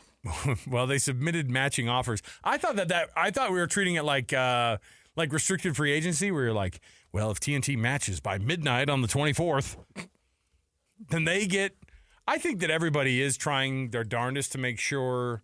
I mean, the NBA TV rights, Adam Silver's laughing his way to the bank because it's a bidding war at this point, right? Yes. So they're matching an 11-year, $1.8 billion contract with the NBA that they have with Amazon to try to get into the part of that deal. And if that happens, then you're going to be able to see, hopefully, Ernie, Kenny, Chuck, and Shaq.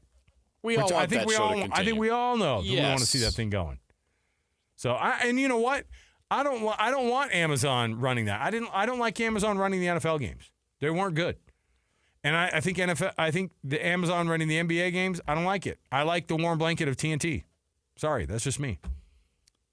What I love about this deal is the NBA is coming to NBC/KSL. Yes. Starting in 2 years. Oh, yeah. 25-26 season. Good stuff, man. Hopefully by the 25-26 season, the Jazz are good. Hopefully. So, how many games is that KSL twice team a would week. have? Twice a week? That's what they're talking about. They would do a Tuesday night primetime game, which is crazy, right? Bro, I'm all about this. This is a new world where these networks are realizing, you know what? Why do we need to produce these high-priced dramas and other TV material when live sports draws massive ratings? Let's go spend our money and resources on live sports rights instead of producing these expensive TV shows. So you're going to see more live sports on network TV in primetime moving forward. And this is one example of that, a Tuesday night game of the week, and then they'll have the Sunday night game of the week. So they'll have 2 primetime broadcasts every week. And obviously, we'll see what happens when the playoffs happen. When games are on twice a week, does that mean you only have to do a couple of sportscasts during the week then? It's taken over by Usually what happens... Those games would be over by then. So right? So the Sunday night basketball thing would start as soon as the NFL regular season ends. Typically what happens is they'll start it at like 6 p.m. So it knocks out a couple newscasts, but we always have a 10. Yeah. They're never going to have like an 8 o'clock start. It'll be a 6 p.m. deal. You need me to come in? Maybe. We'll see. It's a good problem to have in 25-26. I'll be your I'll be the Chuck to your Ernie. Is that okay? Yeah, I mean, maybe, I don't know.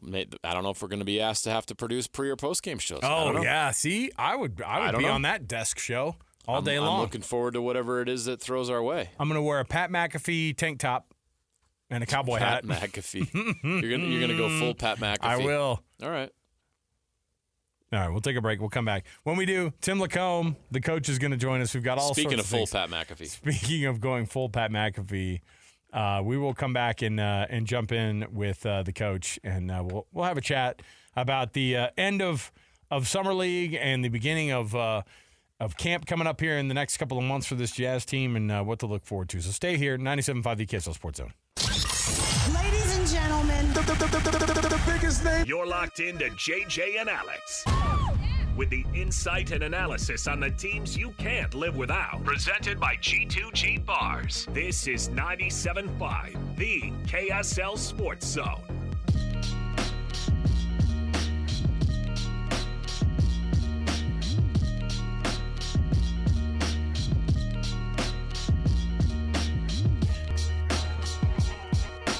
All right, everybody, welcome on in. It's another edition of JJ and Alex, 97.5, the KSL Sports Zone. Alex Curie, Jeremiah Jensen, and you. Thanks for being a part of the program.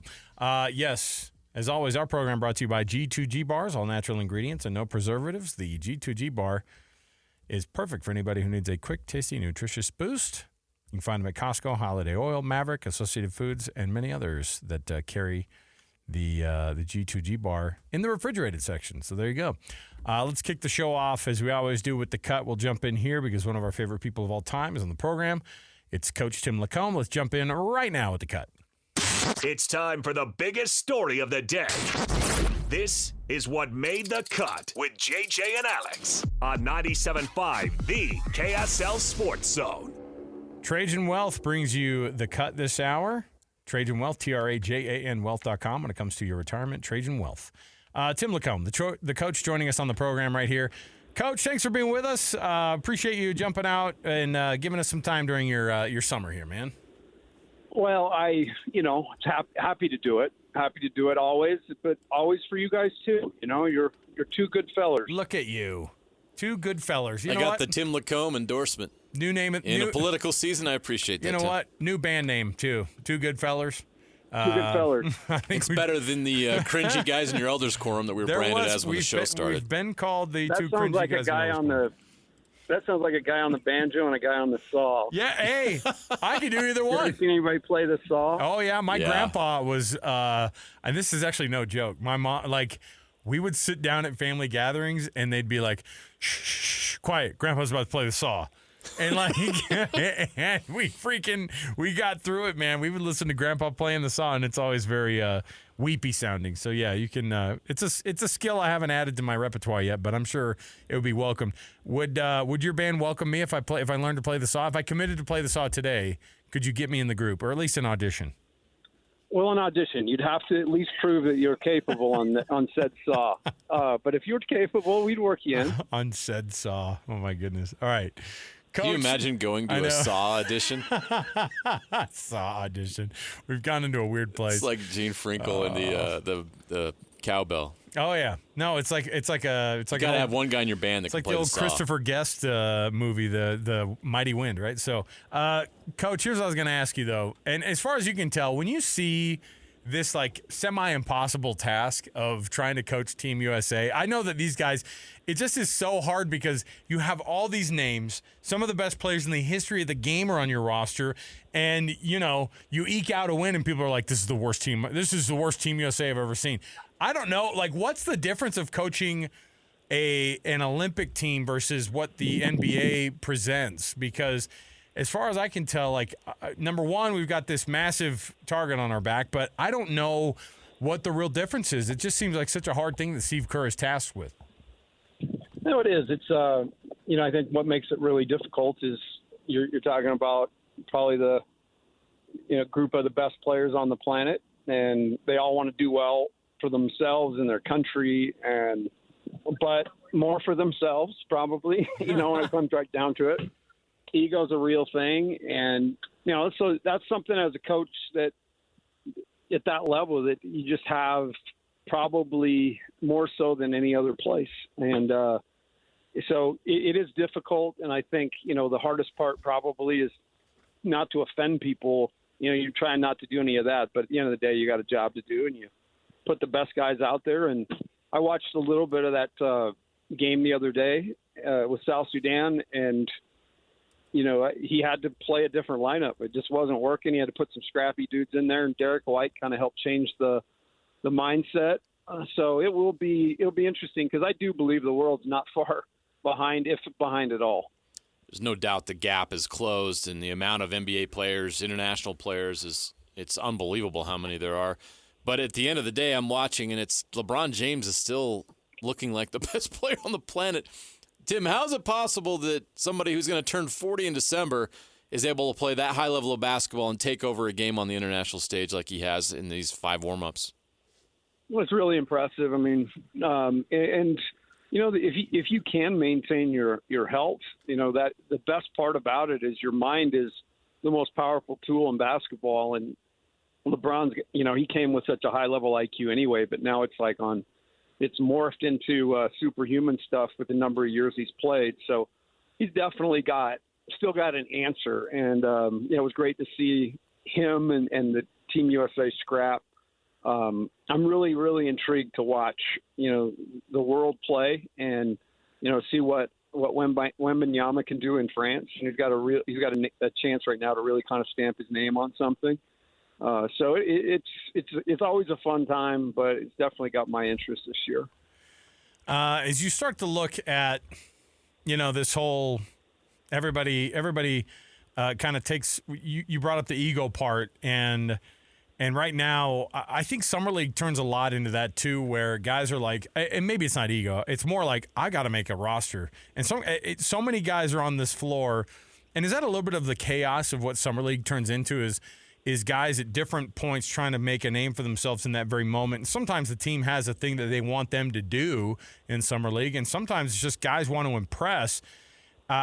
You're watching Summer League, and you can't be amazed by the level of basketball because it's just all over the place, and a bunch of guys that they've asked to kind of get together and try to play some games. Yeah, cohesion's a big thing, in any sport, but the way hoops played today, with the movement and spacing and the big bodies. And yeah, that's a great observation. It is guys at different points in the journey. And, one guy may be on his last leg and he feels like I've got to go out there and really make a name for myself. Whereas on the other hand, you got a bunch of talented rookies that have all of these tools, but don't quite know what to do with them yet. And so it does lend itself to a little bit of a clunky product, but the summer is for one thing, it's for development and it's for, scouting purposes, and I think, if you just look at what the Jazz did this summer, I think it's check. I think they got to feel really happy with the 3 guys they drafted this year. They all showed different really bright spots during the summer.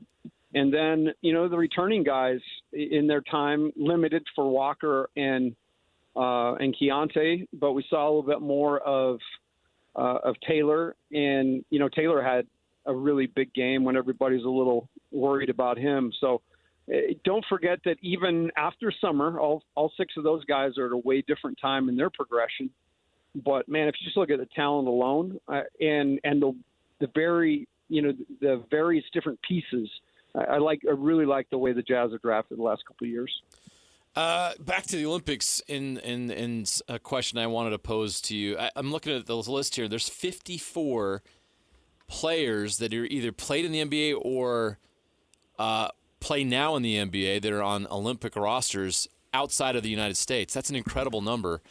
You see development across the country seems to be accelerating and doing really well. How do you think development is here in the United States? You're well qualified to answer that question because I get it a lot. Are we developing players the way we should here in this country as opposed to the way that players are being developed overseas? I think it's starting to catch on. I had the kind of the privilege over the last, 16 years, 20 years. I was at BYU every 4 years. We'd go on a European trip. So we'd go play teams. And we went, my time there in the 3 trips I went on, we went to Spain and France and Greece. And, I just marveled every single trip at how organized, how well-disciplined, shot selection, how unselfish, the game was not about the individual there. And I think that's one of the prices we paid for the NBA, for the NBA to be as big as it's gotten. There was a decision made back in the 80s to make it about let's really highlight these individuals. And so all of us have grown up wanting to be one of those dudes on the poster. And, I think what we saw with the Celtics this last year was the game's changing. And you need guys at every spot that can handle it, can facilitate a little bit, and can shoot it. And, so I think we're starting to get there, but I still believe there's a lot of people still caught up, with one guy working them out, dribbling around through cones and nonsense like that. I mean, there's a place for it at a certain point, but, live reps is where it's at, spacing, cutting, shooting. And I'm starting to see, more college programs kind of playing this way. So it's starting to take on now. But I think, for a while there, we were losing that race. The coach, Tim LaComb, joining us here on the program as we try to understand a little bit more of what the Olympic basketball situation is. I don't know if it's like when people are like, oh, that was a close one with Germany. I'm always like, oh, it doesn't matter at the Olympics. I don't know. And I don't know.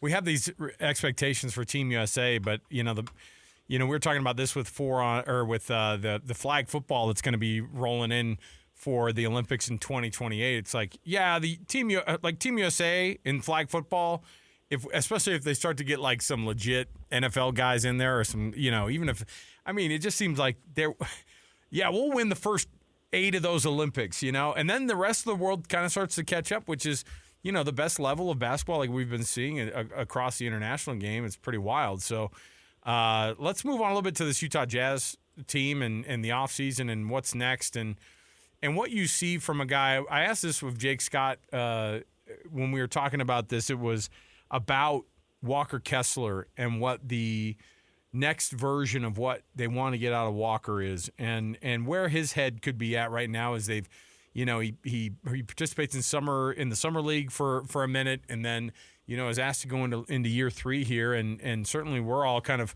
crossing our fingers hoping that Walker gets even better in year 3 because it seemed like he took a step backwards. So where do you think Walker is in his development and what do you want to see from him if you're a coaching staff for this Jazz team? Well, I think everybody's ecstatic after his first year, and he was an all-rookie selection, and, he's got an elite skill, a couple of elite skills, really, I think. I think his elite skill, though, if you were to put one thing on him, it's his rim protection. And, the numbers don't lie when he's in there. It's way more difficult to score on the Jazz. And so I think last year was a little bit of a setback, which happens. You've heard of the sophomore slump. You do so much work to get into the league and you have success. And then the next year it doesn't go your way. And we've seen that a million times with a million guys.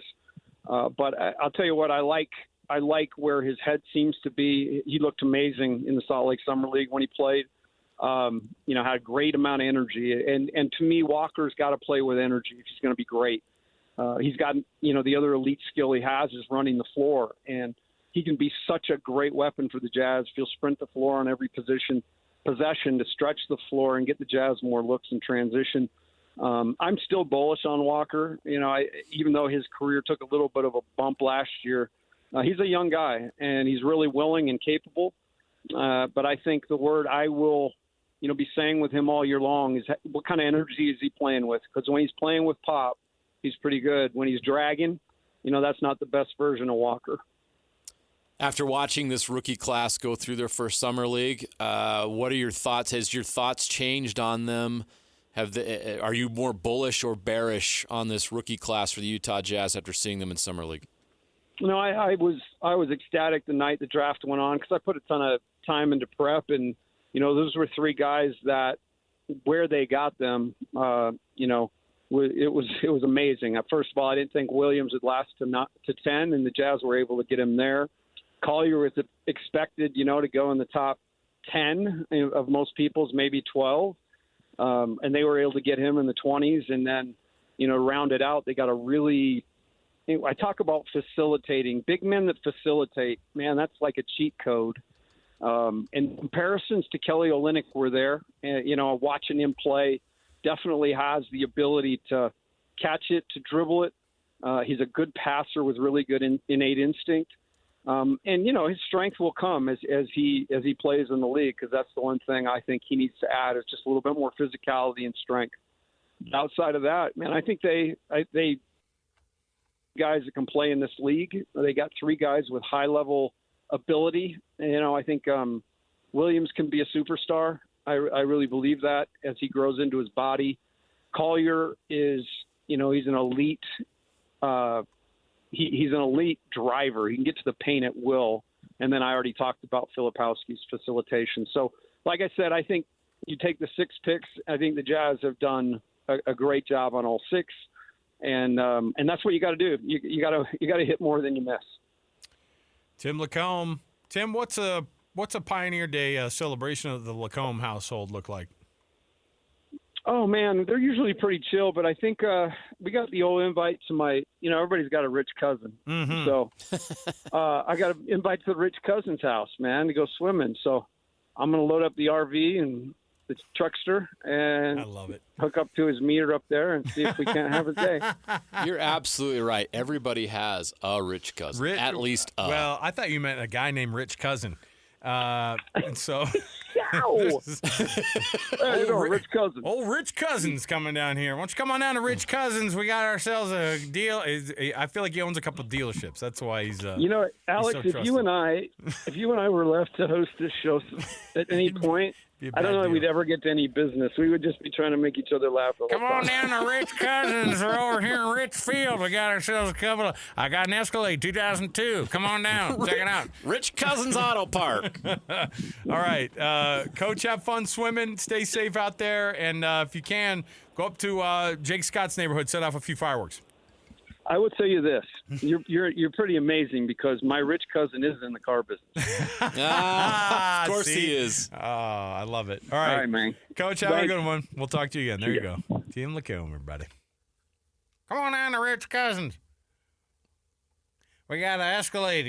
He's got a spare tire. We got a Mercedes Benz that your friend used to own. Everybody knows a guy named Rich Cousins. I love he said everybody's got a rich cousin. I was like, I don't know if I do. I bet you start digging, you're going to find out you do. Well, if I do, I'm asking him for money. Right. So there you go.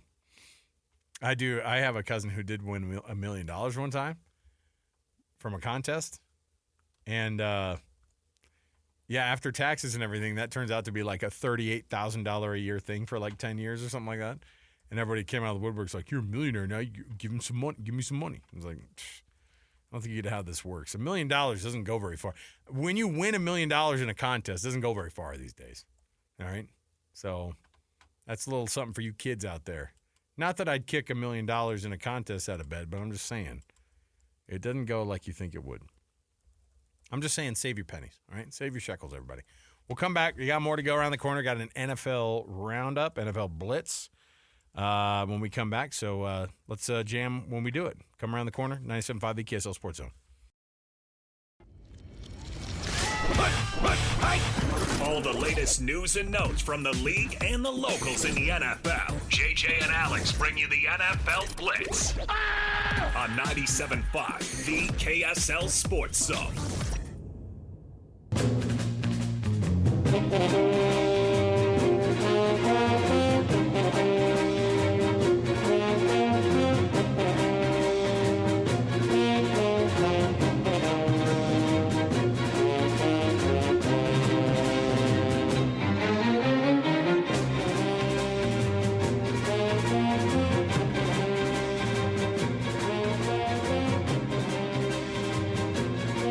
Everybody, NFL Blitz.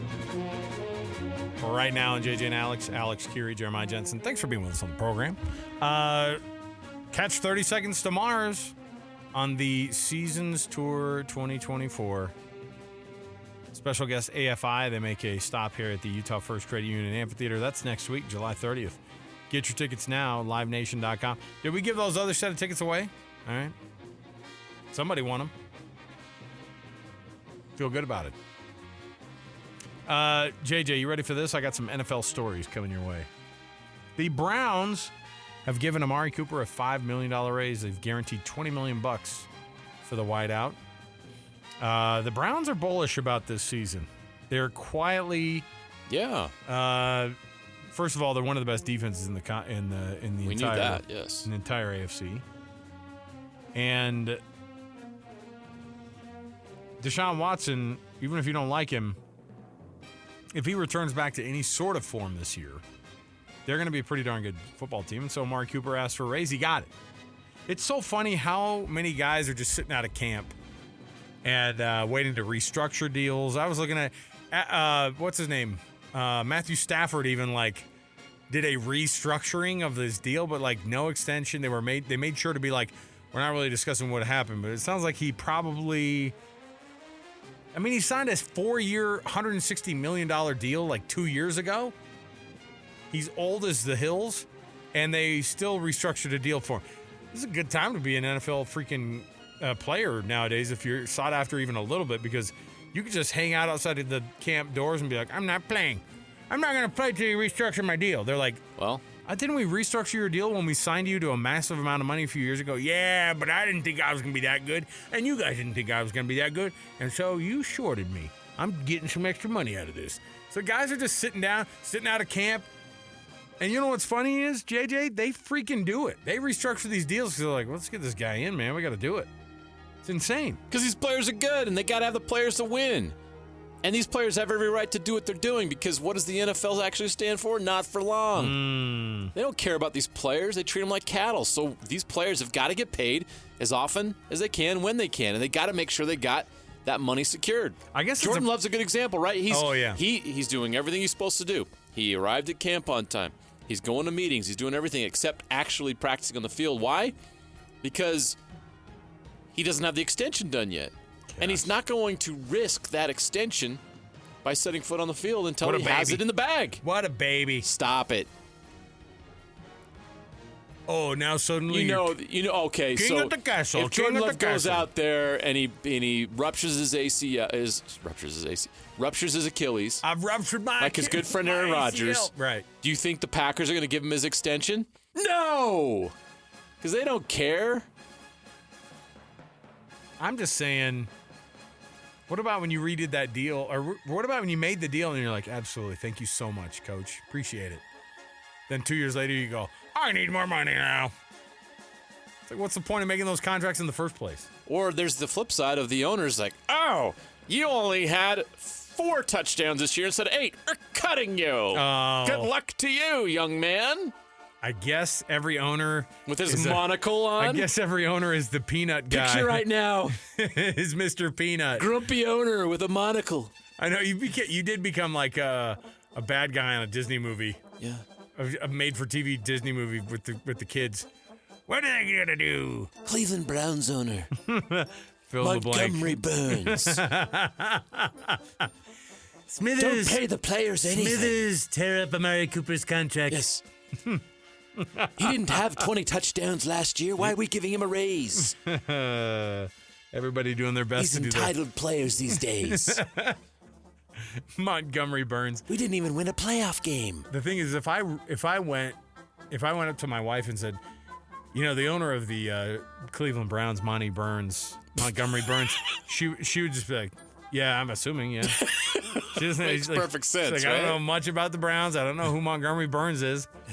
Oh, he's an old guy. He's into nuclear business. Oh, yeah, for sure then. Why do we need a collective bargaining agreement?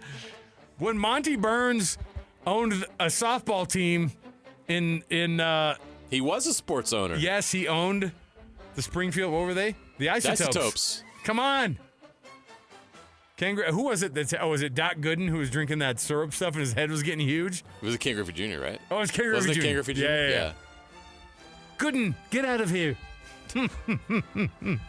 Oh, my goodness. They had all those baseball guys coming in and voice that over. Bugs, you're terrible. Wade Bugs. Wade Bugs. That's a great Simpsons That's a great episode. All right. We got way off track with that one. Did we? Is it oh that my far gosh, off track? that was... Is it that far off track? Are NFL owners actually a lot more closely associated with Monty Burns? Look, I just picture all NFL owners wearing monocles. Look, Jerry Jones is Monty Burns with a Southern accent, right? Oh, maybe. Am I wrong? There's 100%. That's exactly who it is. Donald Sterling was Montgomery Burns when he owned the Clippers. You know what I mean? Plus some added... He's a lot more racist than Montgomery Burns. Some added layers in there of racism and just being a bad dude. Yeah, okay. I mean, can we assume Montgomery Burns is a racist? Oh. Is that fair? Maybe. I don't know. I don't know what his... We never witnessed any racism in the Simpsons episodes, but I mean, I don't know. We don't know. They never wrote any of that in there, did they? Release the hounds. Maybe that was racist. Who did he release the hounds on? That was everybody. Everybody. That's fair. Anybody who's leaving the dinner party. He released the hounds on... It was pretty equal who he released the hounds on. 5 minutes. Release the hounds. All right. Jacoby Brissett has opened up camp as the Patriots QB1 over Drake May. That's a bad spot to be in because all the rest of the stories that surround Jacoby Brissett say that Drake May could definitely be the starting quarterback. If you're a Patriots fan, which, by the way, I'll direct this directly at my son, who became a fly-by-night Patriots fan while his dad is a Seahawks fan, and the Patriots were winning Super Bowls. Good for him. But joke's on him. He's going to have to deal with the Patriots trying to be a fan of that group the rest of his life. How's it going with no quarterback these days, Cooper? Your team's crap. He'll be a Chiefs fan by the end of the year. No, he hates the Chiefs. Sure he does. No, he does. You know why? Because he got into this. He got into the game, cheering for the Patriots over the Chiefs, and then he suddenly just started. He did. He started hating. It's gross. I know. Why don't you just be like the rest of us? All right, get on board with a team. They may or may not be good for a while. They'll probably not win a Super Bowl anytime in your life. Or if you're lucky, they'll win it once as an adult with the Seahawks, like I did. I can't believe you raised a bandwagon jumper. See, this is part of the problem of us not really having teams in our homes. You know what I mean? Like, you know how it is.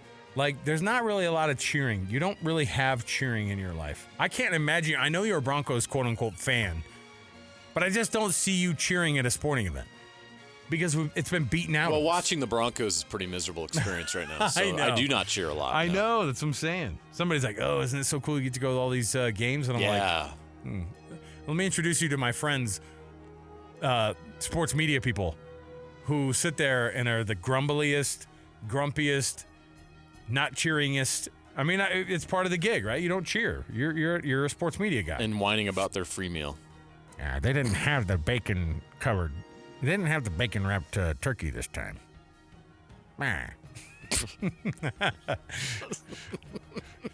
was like the most I could conjure up. Newspaper guy. This most I could conjure up of a chubby newspaper reporter.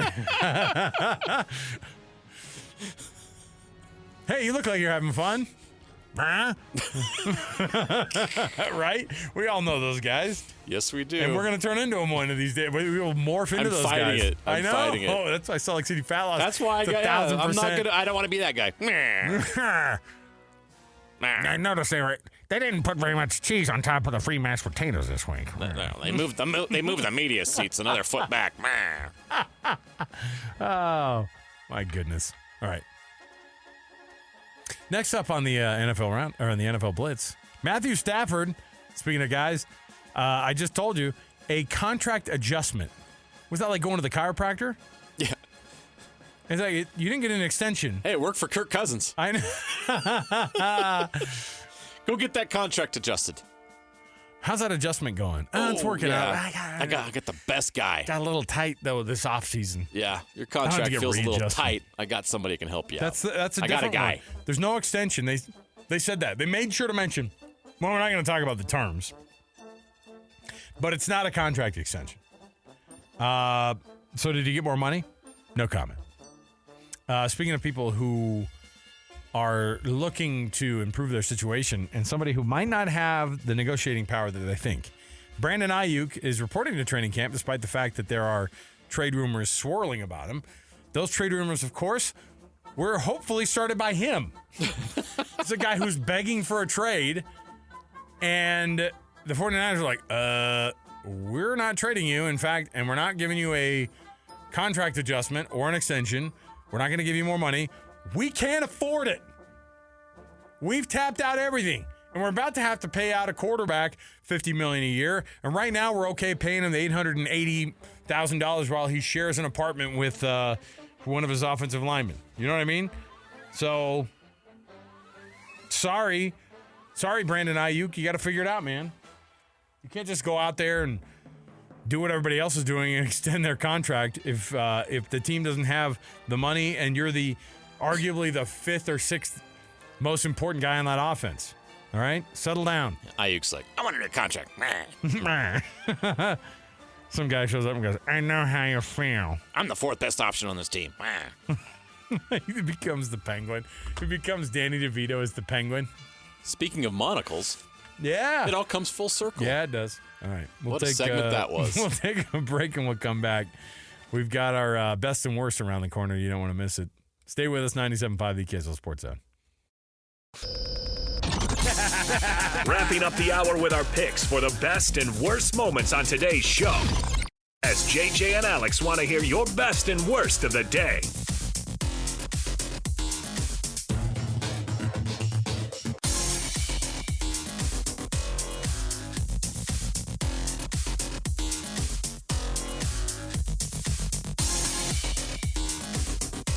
Welcome back. JJ and Alex, 97.5 the KSL Sports Zone. JJ, meet JJ tonight. Meet Jeremiah Jensen. This is a promo right here. Meet KSL Sports' Zone Jeremiah Jensen tonight at 2:30 a.m. at Washington Square in Salt Lake City. Stop it. Stop. Lloyd will be there with me. No, he won't. No, he will not. They actually sent an email to us. They're having an Olympic. Cross your fingers. Could you imagine if you show up at 2:30 and they're all Switzerland and you're like, screw this place. Boom! You just start grabbing handfuls of pancake batter on the way out the door because you're pissed about it. That would be the greatest upset in Utah sports history. Yeah. What do we do with all the pancake batter? Kids, stuff as much pancake batter as you can down your pants as on the way out the door. They're not going to cook those pancakes. Yeah. No, they're having an announcement tonight, 2:30, Washington Square, the City County building, Salt Lake City. Check it out. History will be made tonight. You could be there. Or will it? Yeah, it will. Just watch it get stolen by the Germans. Germany's like not even in it. We stole it from the Salt Lakers. Look at them cry. Look at them whine like little babies. And we looked at them in the face. We said, 9. You cannot have them. You cannot have the Olympics. Better luck in 2020 and 2038. I love how everything turns into like a Hans and Franz impersonation. Hear me now and believe me sometime later. All right. For an incredible selection of Kia, Subaru, Chevy, Jeep, Dodge, or Ram, visit the Doug Smith dealerships in American Fork and Spanish Fork. Great service starts with know-how. Nobody knows like Doug. Best and worst. I do have a worst for you, and I don't know if you knew. I asked you before the show, which I was massively disappointed you didn't know what dressage was, okay? As a person who loves the Olympics, I knew what dressage was as soon as I read this story. Of course. Now, I didn't know who this lady was, and I should because she's the 3-time dressage Olympic gold medalist. And I'm pulling up her name here because I Does have it matter? to. Well, it will because I want to call her out. Oh, this is personal. Charlotte Dujardin has withdrawn from the Olympics after a video surfaced.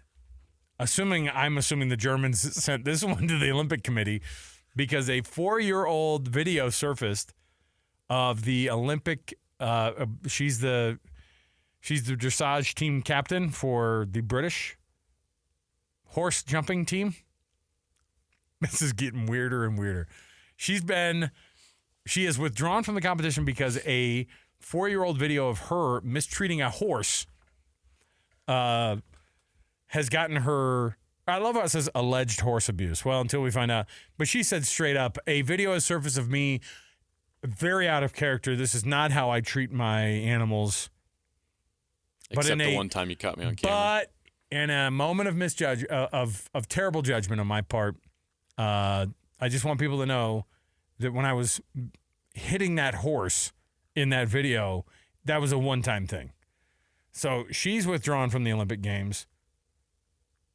She's under investigation. She's suspended for 6 months by, I don't know, the international horse jumping body. Wonder how entertaining their meetings are. Oh, could you imagine? What kind of refreshments do they have? It's a lot of. It's a I lot must of. be hungry because It's that's a all I lot care of about. stuff you get at the brunch at Grand America. Look, these are horse jumping it's people. dressage. Yes. Don't call it dressage. It's dressage. Y'all have some of that turkey dressage? It's dressage. Yeah. You have, so, you have any stovetop? I love stovetop. no. So there you go. She's withdrawn from the competition. You're not going to get away with it. All right? So there That you go. sucks. All right. We're straight out of time. We got to take a break. Was there a best? There was, but I can't remember what it was, and the hour's over. Was it Mike Trout playing tonight? Oh my heavens! We have some audio. Alex, forgive me. Forgive me. Alex is going to play some audio for us. Yes, Mike Trout, generational player, and as the Bees put it today, one of the most important baseball players ever to have graced the diamond. Is, of course, starting up his rehab stint here in Salt Lake. Here's our own Brian Priest from KSLSports.com was able to grab some audio from Mike Trout here doing his stint of rehab for the Angels and taking the mound. Well, that'd be kind of interesting, wouldn't it? Why not? I don't know what his role is going to be. I don't know how much outfield they're going to have him play or if he's going to be actually in the lineup and taking some swings. But here's what it sounded like Mike Trout this afternoon visiting with the media. What is it like being back here? Do you have memories when you were here 12 years ago? Oh, yeah. It brings back a lot of good memories. Just like I said, coming back, obviously, this isn't where I wanted to be, but, I'm living it up. I'm here now, so I got to just, get the work in and enjoy it. It's going to be fun to see some fans and play with the guys. Is it strange that it was really 12 years ago? It does. It's like a blink of an eye, man. It's, I tell a lot of people this. It's,